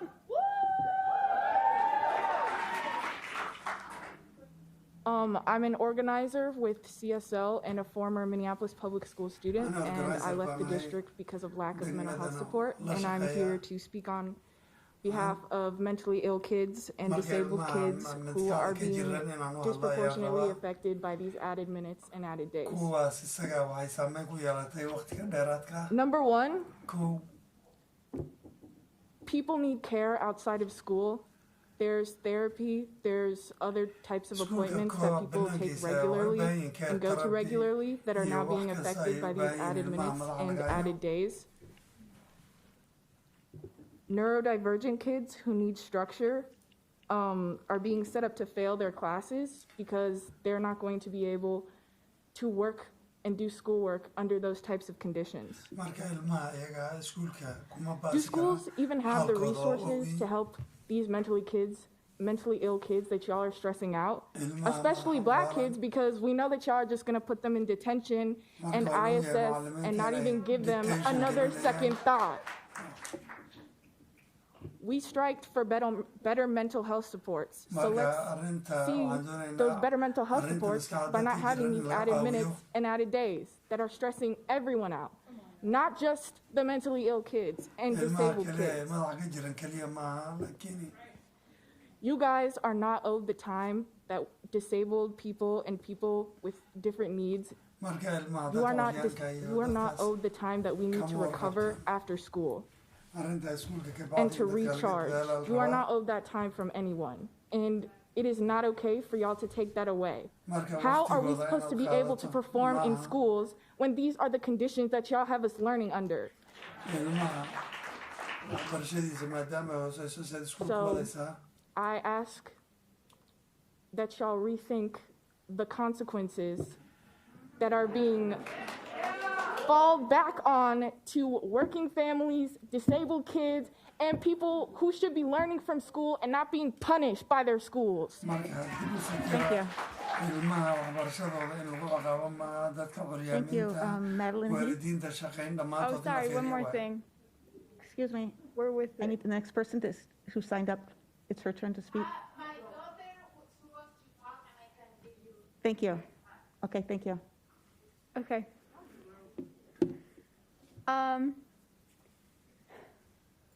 So I just wanted to say that we aren't done yet here, but it's obvious that every single person who's come up to speak, almost every single person has talked about how unfair these extra 42 minutes are, how unfair these extra days are at the end of the school year. My concern with you guys, while people come up here and do that, is they are spilling their hearts to you. They are telling you some of the most intimate things about their lives, and they're telling you this because they are just hoping that that you are actually going to make changes with what they tell you, that you're actually going to show your empathy or through the decisions that you make. However, I know that historically in the past, you guys don't actually listen. You can listen, but you don't hear. And as we can see, last board meeting, I was there. It was, as described earlier, maybe a circus, but it wasn't, as a lot of people would describe, civil. But here we are, right? Now we're talking to you civilly, which is what a lot of y'all asked for, tried to bargain with us for. And so we're here talking with you civilly now, not just me, but everyone here, separate individual people telling you their experiences and their needs. And my expectation from us following through with what y'all asked for is that you actually do something. So I just want to be clear, you do not get to sit with these experiences that you've heard. You do not get to sit with everything that you are learning today and just wait it out. You don't get to sit there and wait until the school year's over and this has blown over. Because you don't have to live the lives of every single person here. You don't have to live those lives of the mentally ill student in constant burnout and meltdown. You don't have to live the life of a student whose money supports their little sibling. You don't have to live the life of a student and their parents. We don't have to live the life of a parent who never gets to see their kid because their kid has to stay in a classroom for an extra 42 minutes. Social lives, mental health, everything is getting destroyed by this, and you've heard it. You've heard plenty of evidence. So there is no reason that after this meeting today, you guys do not write up something real quick, everyone signs it, and this gets fixed. And if that doesn't happen, we'll be back. There's not going to be rest for the wicked. There's not going to be rest for people who are out here not making justice after we have done everything in our power to show you what we need. Thank you. Exactly. And I know that you've got plenty of stuff. Right. You got plenty of stuff for the rest of this meeting, but I don't think anybody here cares about a lot of the stuff that's happening for the rest of this meeting. I think people here want to see actual change right now so that they can see their kids, so that they can have a social life, so that they can have proper mental health. And I end with that y'all better be doing something right now, today, or else we will be back. I think you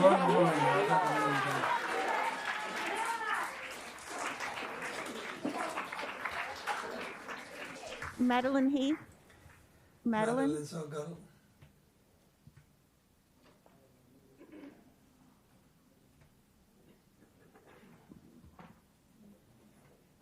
Good evening, directors. Good evening, superintendent. Let's see. Sorry, 1 second.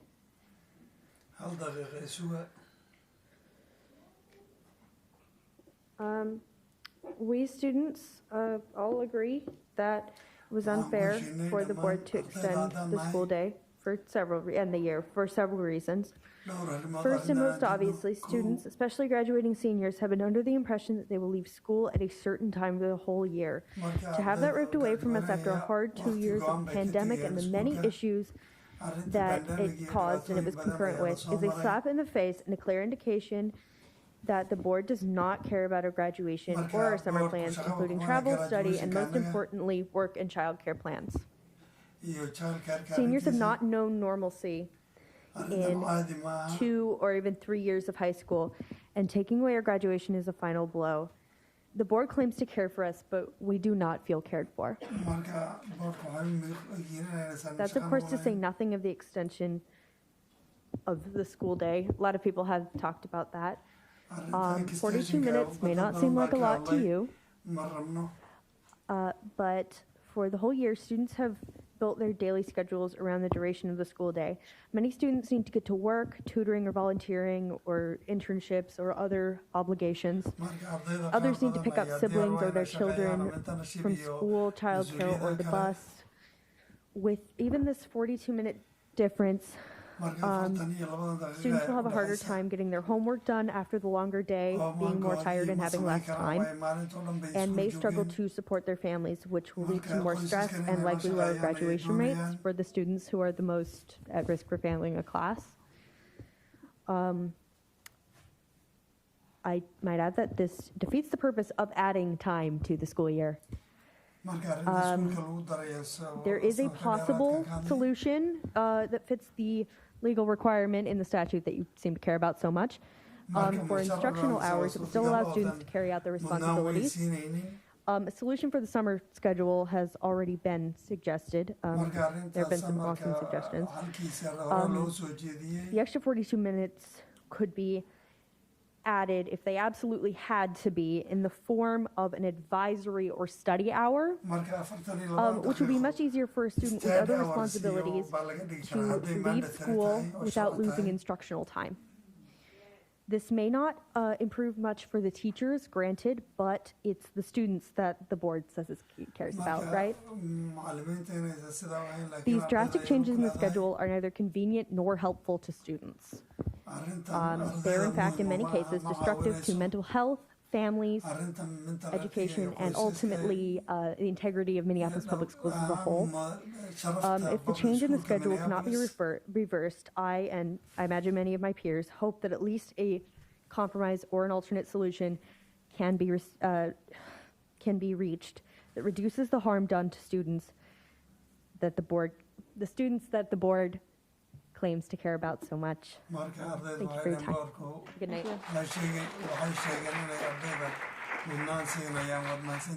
Christopher Davis.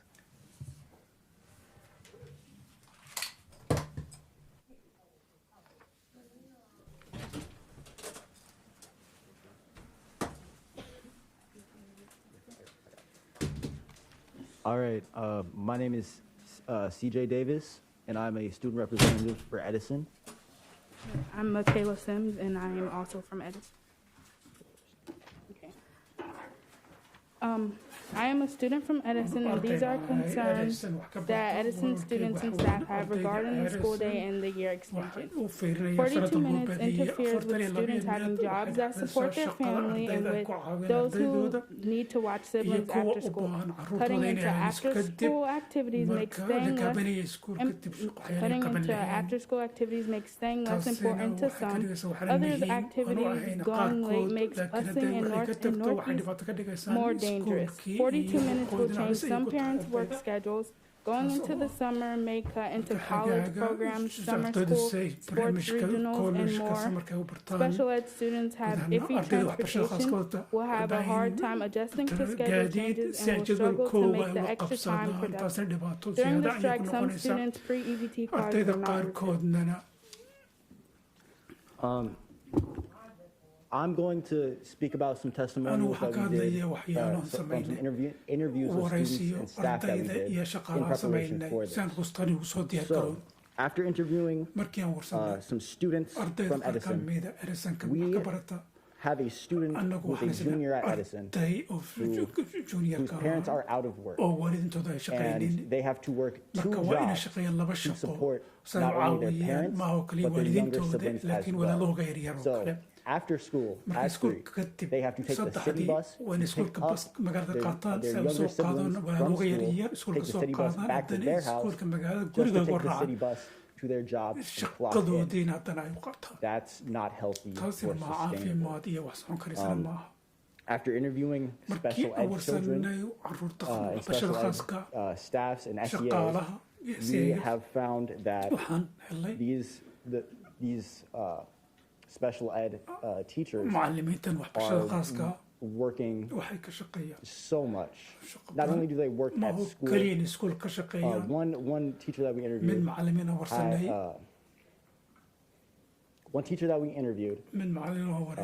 leaves school at 3 and clocks in at their next job at 3:50. And that's because they do not get paid enough for their labor. And another concern that we had was that these schools that the board is making the situations between the north side schools and the south side schools seem the same when they are not. We're being treated the same. We're treating with equality and not equity. You're not getting what you need in the same capacity as those in the south side are. And so I have some demands as well that we came up with as an entire Edison school team. So we need you guys to specifically address and accommodate to special ed students and their needs. Because this extra 42 minutes does not help them, because at the end of the day, they're already tired. They don't have the transportation they need. They're not getting home on time already. So this isn't doing anything for them. We need direct communication between students and the board as well. We need that from some type of district-wide student council and school-wide student council, because we just don't have them. And if we do, we don't have access to them because I haven't heard of them. And I'm pretty sure none of my peers have heard of any as well. And we need to make sure that kids who get out later after their after-school programs have some form of safe transportation, because now that the schools are being extended and that the after-school programs are going so long, they're getting out after dark. I know for a fact students are scared. They are afraid of the consequences that come out of taking public transportation so late at night. And that's horrible. And we really need you guys to actually listen to us. We need you to listen to the students. We need you to listen to parents. We need you to actually listen to the staff in the schools. We need some actual resolutions. Because we can't keep coming here about the same problems that you guys are refusing to either address, push forward, or whatever. And lastly, our last demand is that we need you guys to take away this 42-minute extension. No one's benefiting from this. Students aren't benefiting from this. It's cutting into their time that they need to financially stabilize their families, to even do the unpaid labor that they do by watching their younger siblings, by whatever household duties they need to do. And we need, and that also, and it just makes, it throws everything out of whack. It destroys parent schedules, destroys the kids' schedules. And, yeah, that's what we have. Thank you.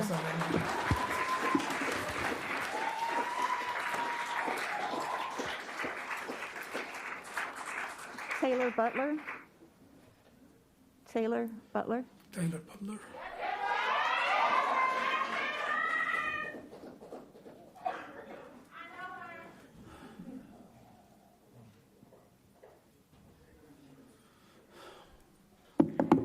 Hi, my name is Taylor Butler, and I go to North High School.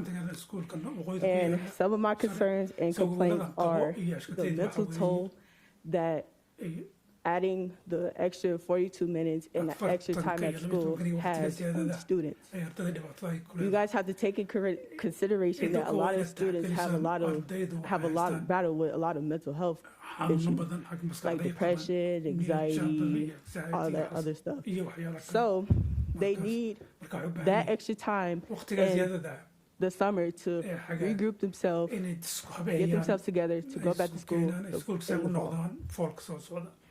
My next complaint is seniors and graduation. I think it's really ridiculous that seniors still have to graduate the same day that it was originally planned, but they still have to come back to school on the 24th just to get their diplomas. That's ridiculous. And me personally, I have a brother that's a senior, and he should not have to come back to school from graduation just to get his diploma. I feel like seniors should take that time to get ready for college and all the important stuff that they have in their lives. Sorry, my phone keeps going off. Next, you guys heard about jobs and internships, all that stuff. One thing about me, y'all not finna stop me from making money. I need my money. Making money and having the time to experiment what it's like to have a job outside of school. Because mind you, I have financial stuff I have to take care of for myself, and I have a life outside of school. Next is, I know a bunch of students with children of their own. They should not have to take a break from their child that they had just to come back and make up the time at school just because the teachers have to strike. How is that fair to them or their children? Sports, games, and practices. Sports, now with the practices for me, I run track. Practice is pushed back all the way to 6:30 now because you guys wanted to add on the extra 42 minutes, which is dangerous because it's getting warmer outside and it's going to get even more dangerous on the north side. And you guys know that. More violence equals more students at risk. And you guys say that you guys care for the students and this is for the students. Do you guys really care for the students, or is y'all just saying that just because it's out there? Just please, like, and if it is, how is that fair to the students?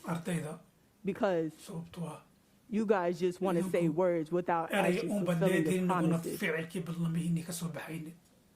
And like the other people, like the last person just said, I need you guys to hear us, not just listen, because listening, you just listening to words. I need you guys to actually use your ears and listen. Please, I am begging you to listen, to hear us and hear the students. And for the fact that y'all are just making decisions without even having the students have the students' inputs, it's ridiculous to me.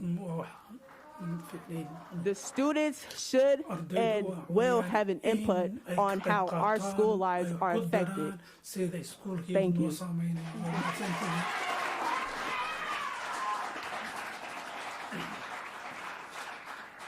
Michaela Sims? Michaela Sims? Okay, thank you. Nari Miller?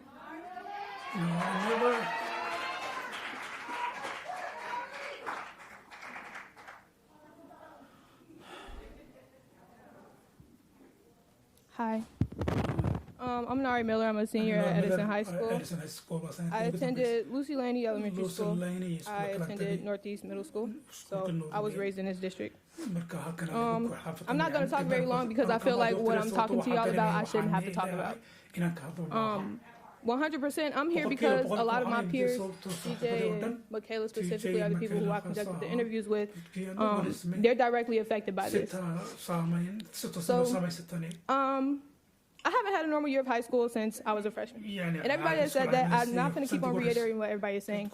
But by understanding the pandemic, I never really held it against you guys. With this 42 minutes, I'm going to hold it against you guys because y'all have direct control over that. I'm tired of hearing you guys say, oh, we don't have control over that. You guys represent us. The board, you guys are our neighbors. You guys are supposed to represent us. I'm not even finna get into Edina.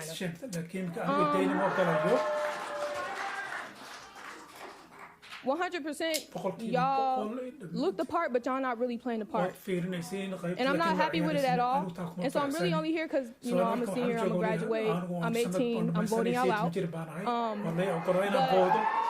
100, I'm not happy with the way that we've been treated, but I'm here so the future kids can actually get something worthwhile out of this. I did my bid. My 12-year prison sentence is almost over. I'm ready to go. Like, for real. I'm not finna toot my own horn, but most people know me here from sports. I won a state title for this district. Y'all are welcome. With that state title, I've now qualified for nationals, which is June 14th. Guess who's going to school instead of nationals? It's me, if y'all didn't guess yet. And yeah, I am mad about it because it's a 4-day thing and y'all are going to withhold my diploma if I choose to go to nationals, which I worked my butt off for. Again, I wasn't really here to talk for very long. That's all I really wanted to say. Bye, Edward. I know you're leaving. But yeah, that's really it. Again, I'm Nari Miller. I'm a senior. I done put y'all district on the map. Minneapolis, y'all welcome. Bye. Thank you.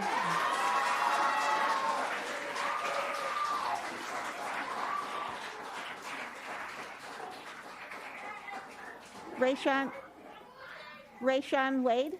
Rayshawn.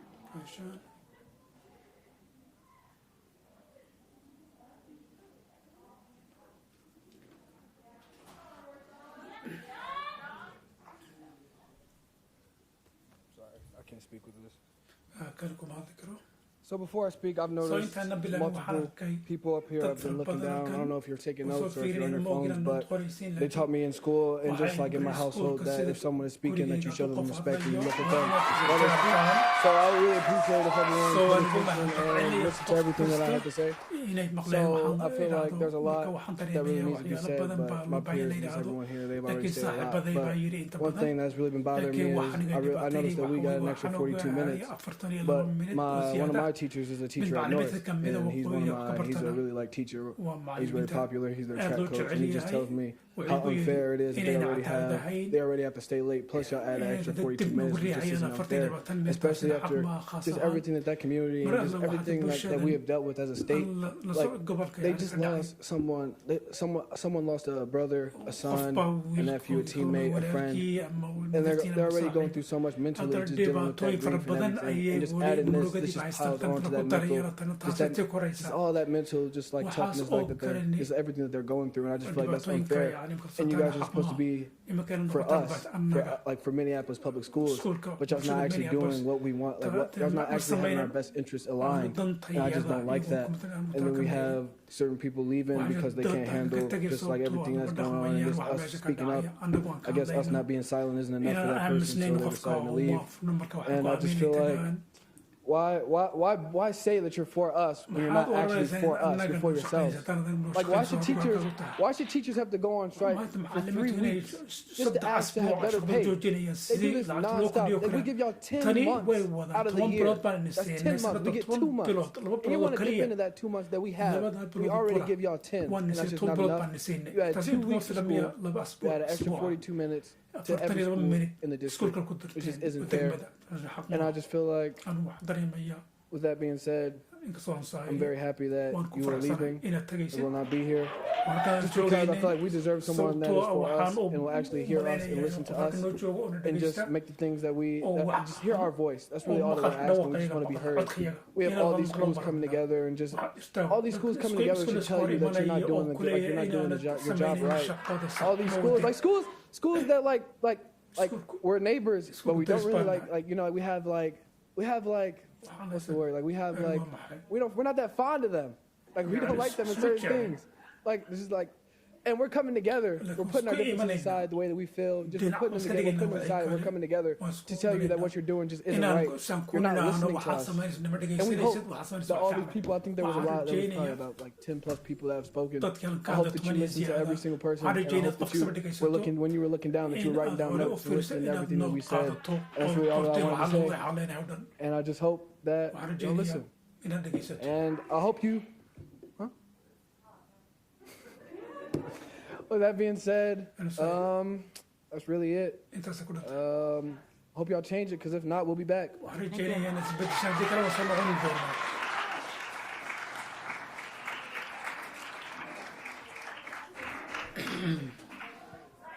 Madhya Ba.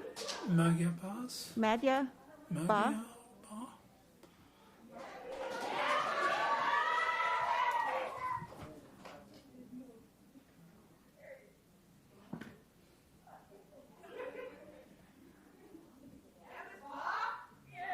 My name is Khadija Ba.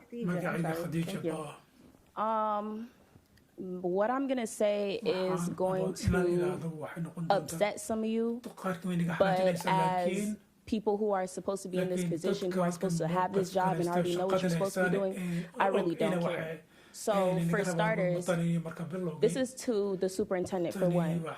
If you don't like what people are saying to you, then you need to go about a different way for what you're doing.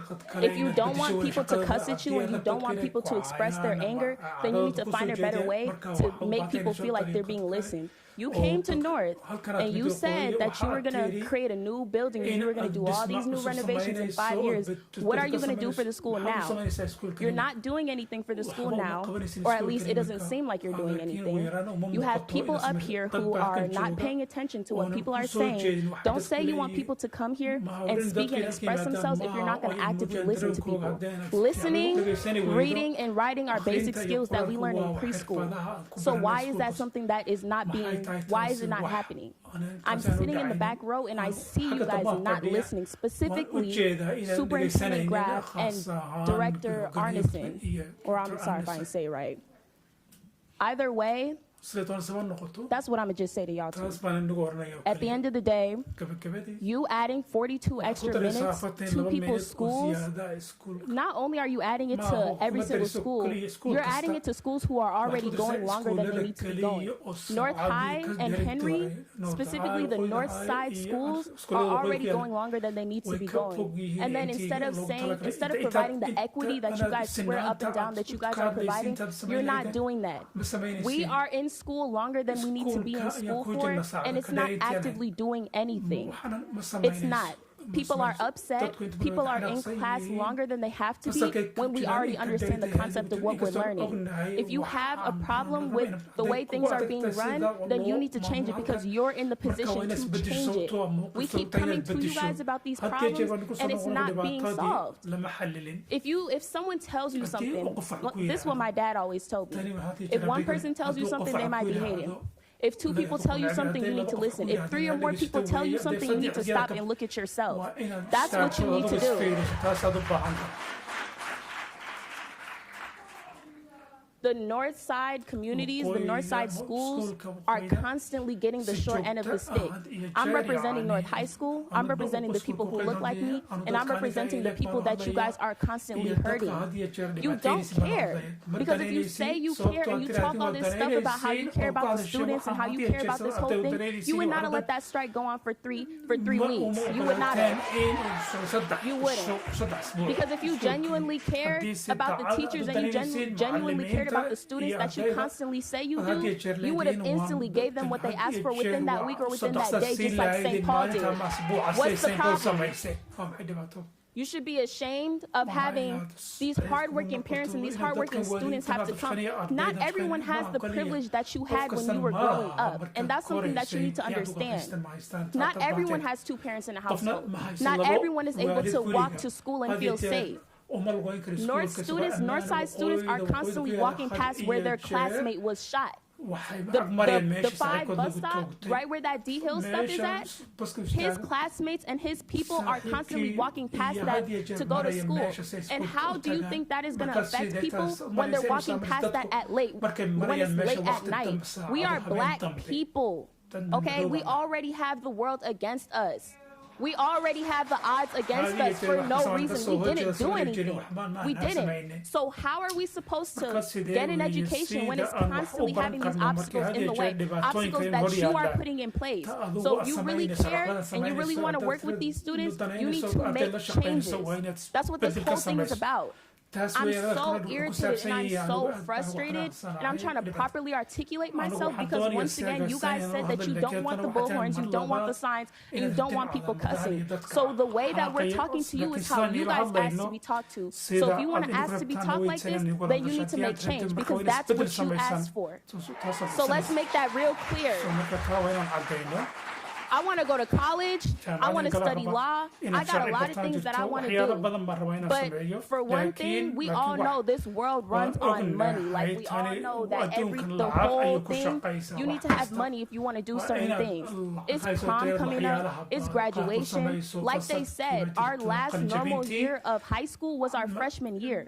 We done had pandemics, we done had people dying, we done had so many things happen to us, things that you guys have not experienced personally. So you can't say that you know what it's like, and you can't say you know what it feels like because you don't. We are experiencing so much trauma at such a young age that we are mentally older than we are because we've had to constantly have to heal ourselves, heal our teachers, heal our principals. We cry with each other all the time, and the only time that you guys want to show up is when we are grieving. And I done said that before. I'm so fed up with this. I'm so frustrated. And at the end of the day, if you guys were in this position because we believe that you guys were going to make change. Each and every one of you. Now, those of you who know that this is wrong, and those of you who know that are, trying to make change, this message isn't for you. This is for the ones who know that what they're doing is wrong and is not trying to change it. You can't tell us that you want us to be these strong individuals. You want us to be honest. honest and just, and you want us to have such integrity when you're not doing it. Let's not act like that. Let's be honest and let's keep it 100. Let's not sit up here just because you're in a position of authority and you done gained your spot. I'm so proud of the POC that I see up there, but at the end of the day, now that you're in that position, you need to make change as well. You need to do something as well for us, because we are constantly coming to you guys and we're constantly telling you that there are problems and they're not being fixed. It's not like we're complaining about like potholes or we're complaining about all these other things. We're complaining about real things that we have to go through, real problems that we constantly have to go through. Do you want to walk past where, you know, your classmate was shot? Do you want to have to constantly have to see that replayed? Do you? I'm going to take that as a no, since no one said yes. That is something, that's just one of the small things that we have to go through. We have to constantly walk past lockers with balloons on them. And that's not even, I'm not even going to say that had anything to do with you guys, because it didn't. But at the end of the day, let's not extend things longer than we have to. School, the only reason that you guys are extending and doing all of this is because of what you guys decided to do. If you would have gave these teachers what they asked for, we would not be in this situation. And it's constantly happening. It's constantly happening. I'm going to close it out because I'm not trying to sit here and talk too long. But at the end of the day, you guys need to make change and you need to do your job. Like, it's that simple. You were voted in there to do a job that you swore that you were going to do. You have all these flags behind you, and you're not having no integrity towards the people at all. This whole thing seems like it was like a plan. I honestly feel like this was scripted. You guys knew that this strike was going to go on for so long if you didn't give them what they wanted. You waited 3 weeks so you can say, you know what, since it's such a consequence, we're going to put it at the end and we're going to punish them. Why are you punishing us and we did nothing wrong? We did nothing to you guys. They were fighting for livable wages and they were fighting for the students. Something that you guys already had your livable wages. You guys are already making good money. So you're not worried about that. But you have to be able to see the other side of the coin. You can't sit here and just because you're comfortable and because you have everything that you need to have, you can't just sit here and think that everything is sweet, because it's not. Not everyone has those privileges. Not everyone is able to wake up in a house and be able to turn their lights on or turn their water on. People have to go to work to be able to provide for their families. And just because you didn't have to do that growing up or you don't experience that right now doesn't mean it doesn't affect the people that you represent.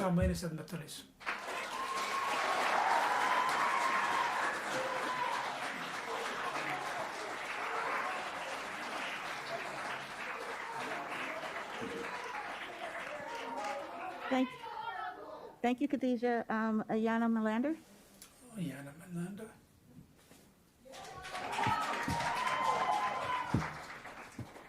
First, I would like to say thank you to the students outside. We can hear you guys, and I'm glad you guys are here. My name is Ayana Melander, and I'm here representing North High School. The blatant disregard to better differentiate. It makes me wonder what our district's true colors are when I see that 2 Southside middle schools get to extend their passing times and get a crew period. It makes me sick thinking about how North and Henry students have to, quote-unquote, make up the time that they have already fulfilled. We both had 7-hour school days. However, South, Southwest, and Washburn only had to go 6 hours and 30 minutes. This is an opportunity to even us out. If you give a 6.5-hour school day 42 minutes, you should give a 7-hour school day 12. You are not, sorry guys. You know when your parents say, I'm not angry, I'm disappointed? Well, I'm disappointed in the fact that we have to be here, stand up here and yell for help to the very own people who are supposed to be here helping us. Your job is to make our schools a safe and happy environment, right? Well, what you've made are exhausted and depressed students, stressed and worn out teachers, and torn up and frustrated administration. I don't think you guys wake up and have ill and racist intentions, but it sure does seem like it. Letting Southside schools get these privileges. In the beginning, this was about our teachers and ESPs getting the pay that they deserve, and now it feels like you're punishing us for something that you guys and your leaders have done wrong in the first place. I shouldn't be here right now. Don't you see us? Didn't you see them? They're here. They're like, there's no reason for us to be here. I should have been at track practice, but I'm here. Like, I'm sitting here. I'm standing here. It should never came to this point. If you're so invested in your Northside schools and your Northside students, as you say you are, you will hear my voice, you will hear our voices, and act on this blatant disregard to better differentiate. Thank you.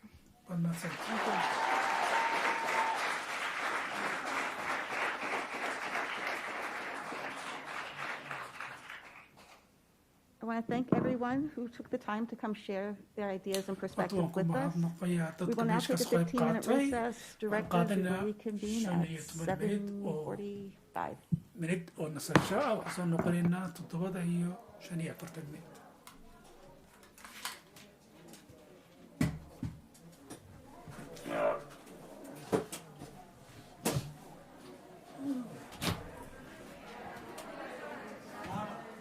waxay qaadanayaan nasasho 15 minutes.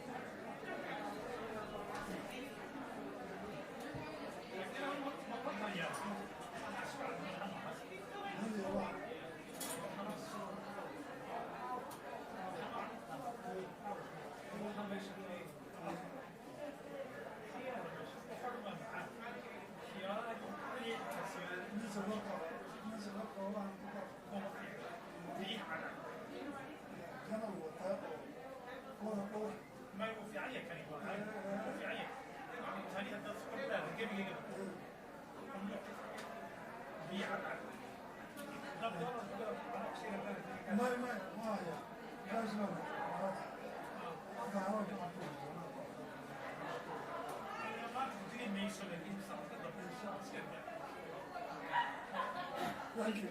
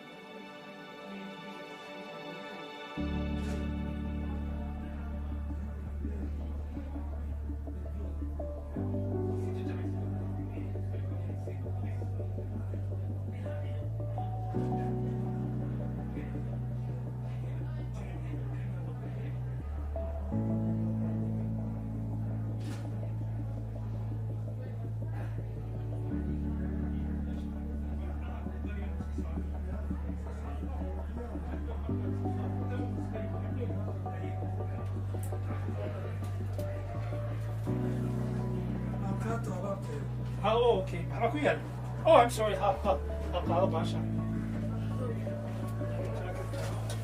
Thank you.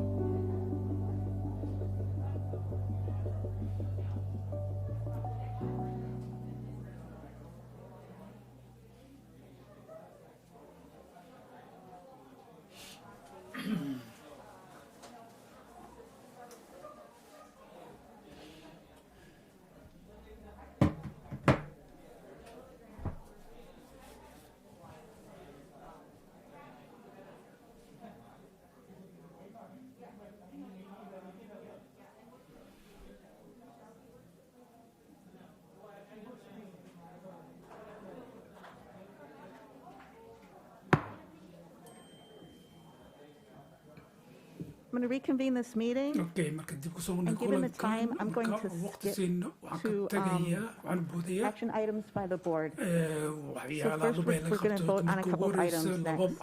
First is approval of the consent agenda. The consent agenda includes routine items that do not involve major policy, budget, or taxing decisions. Bond awards or items related to the superintendent's contract or evaluation. Director Caprini, will you please move approval of this item? May I have a second? Thank you. Approval of the consent agenda has been moved and seconded. Is there any discussion? Director Elamine? I did just want to bring it to the attention that I am going to abstain from voting on this tonight. I do have a religious organization that I am aware of, and so I just wanted to abstain from voting. Thank you. Thank you. Seeing no further discussion, all in favor say aye. All those opposed say nay. That motion carries and the consent agenda is approved. Our next two items are approval of new school names as recommended by the school communities and forwarded here to the board by the superintendent. As we heard earlier, in each of these cases, students, staff, and families recognize the need for a new namesake and have engaged in their respective processes. In accordance with our policies and regulations to come up with a new name that better aligns their values, both their school community and of the district. Today, it's our privilege to recognize each school community's work and vote on their new names, which will be effective starting July 1st, 2022. We will begin with the resolution to rename Jefferson as Ella Baker, which is labeled as 2022-23. Director Soraya, would you please move approval of this resolution? Thank you. Approval of the resolution renaming Jefferson as Ella Baker has been moved and seconded. Is there any discussion? Seeing none, please, all in favor, say aye. Aye. Any opposed, say nay. That motion carries and the resolution is approved. Congratulations to the soon-to-be-called Ella Baker Global Studies and Humanities School.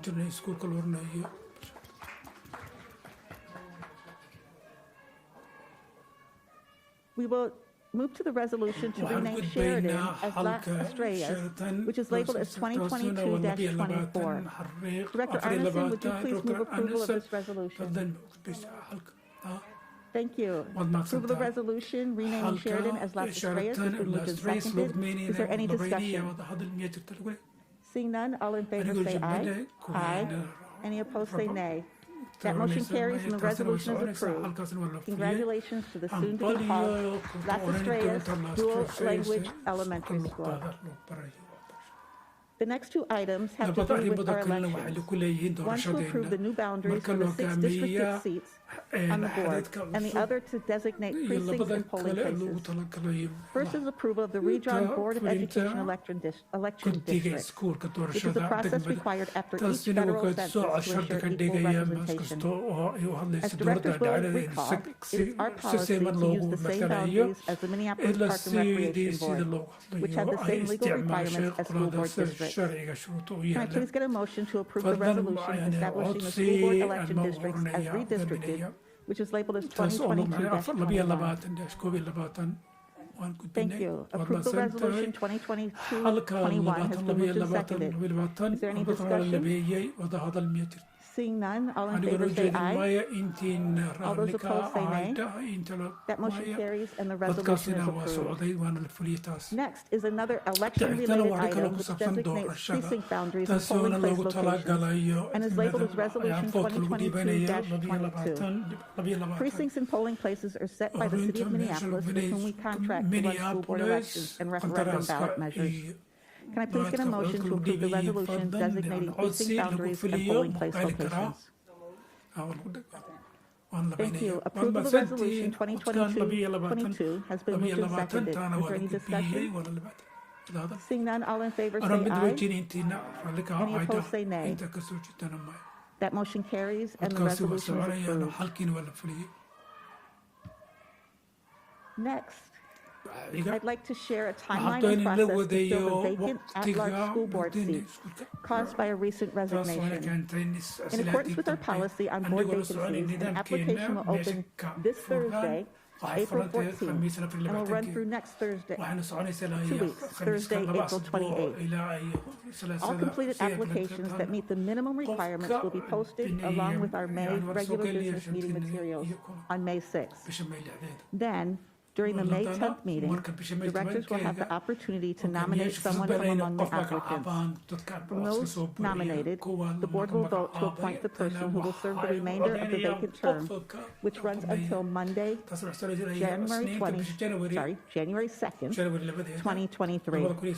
Additional information and a link to the application will be available on our website tomorrow, and our website can be found at board.mps.k12.mn.us.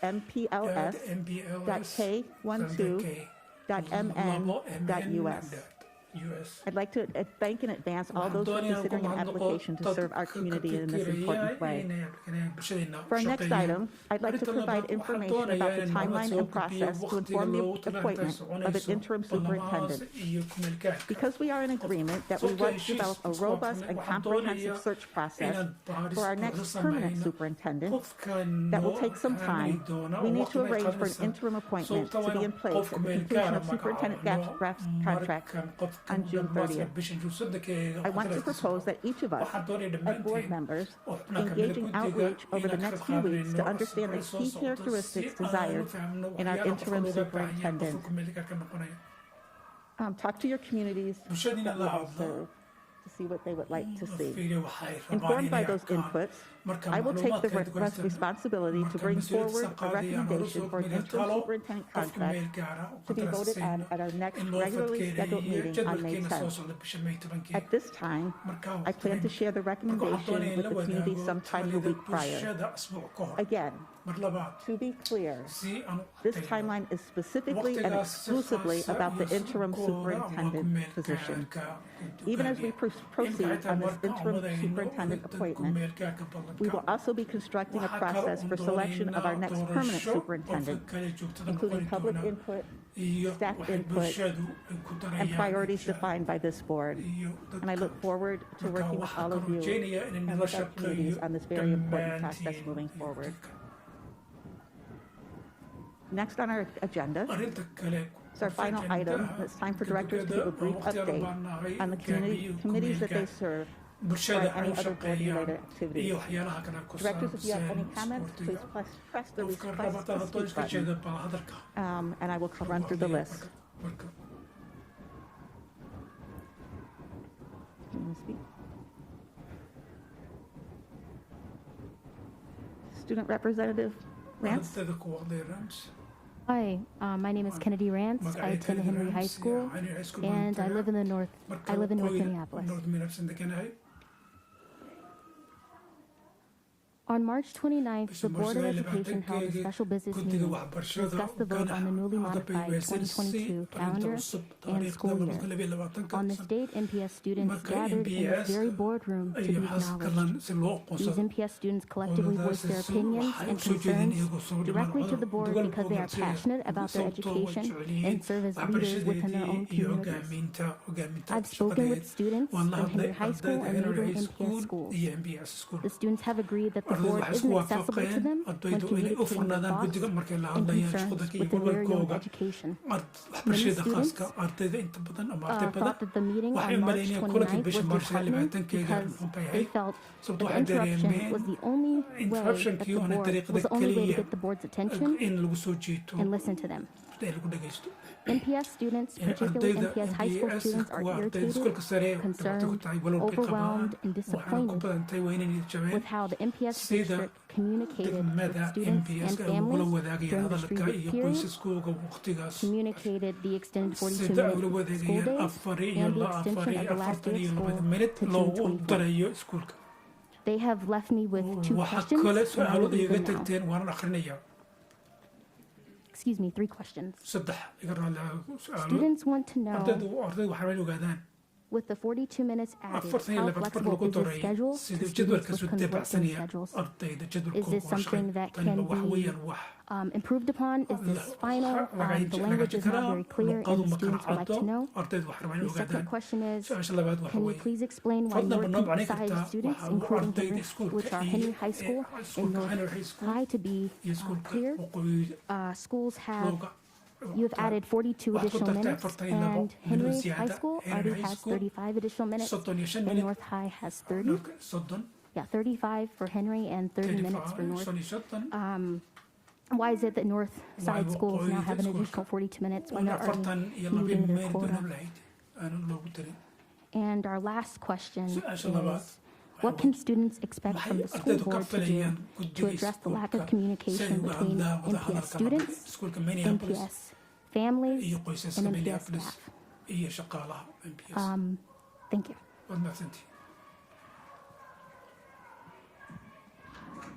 Thank you. I've written the questions down, and I don't have the answers right now. I've written the questions down, and we can talk about it. I don't have the answers right now. That's okay. All right. Anybody else?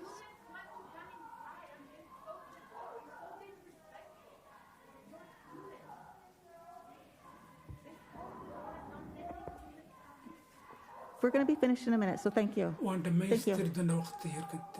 That concludes our agenda tonight. Is there anybody else want to speak?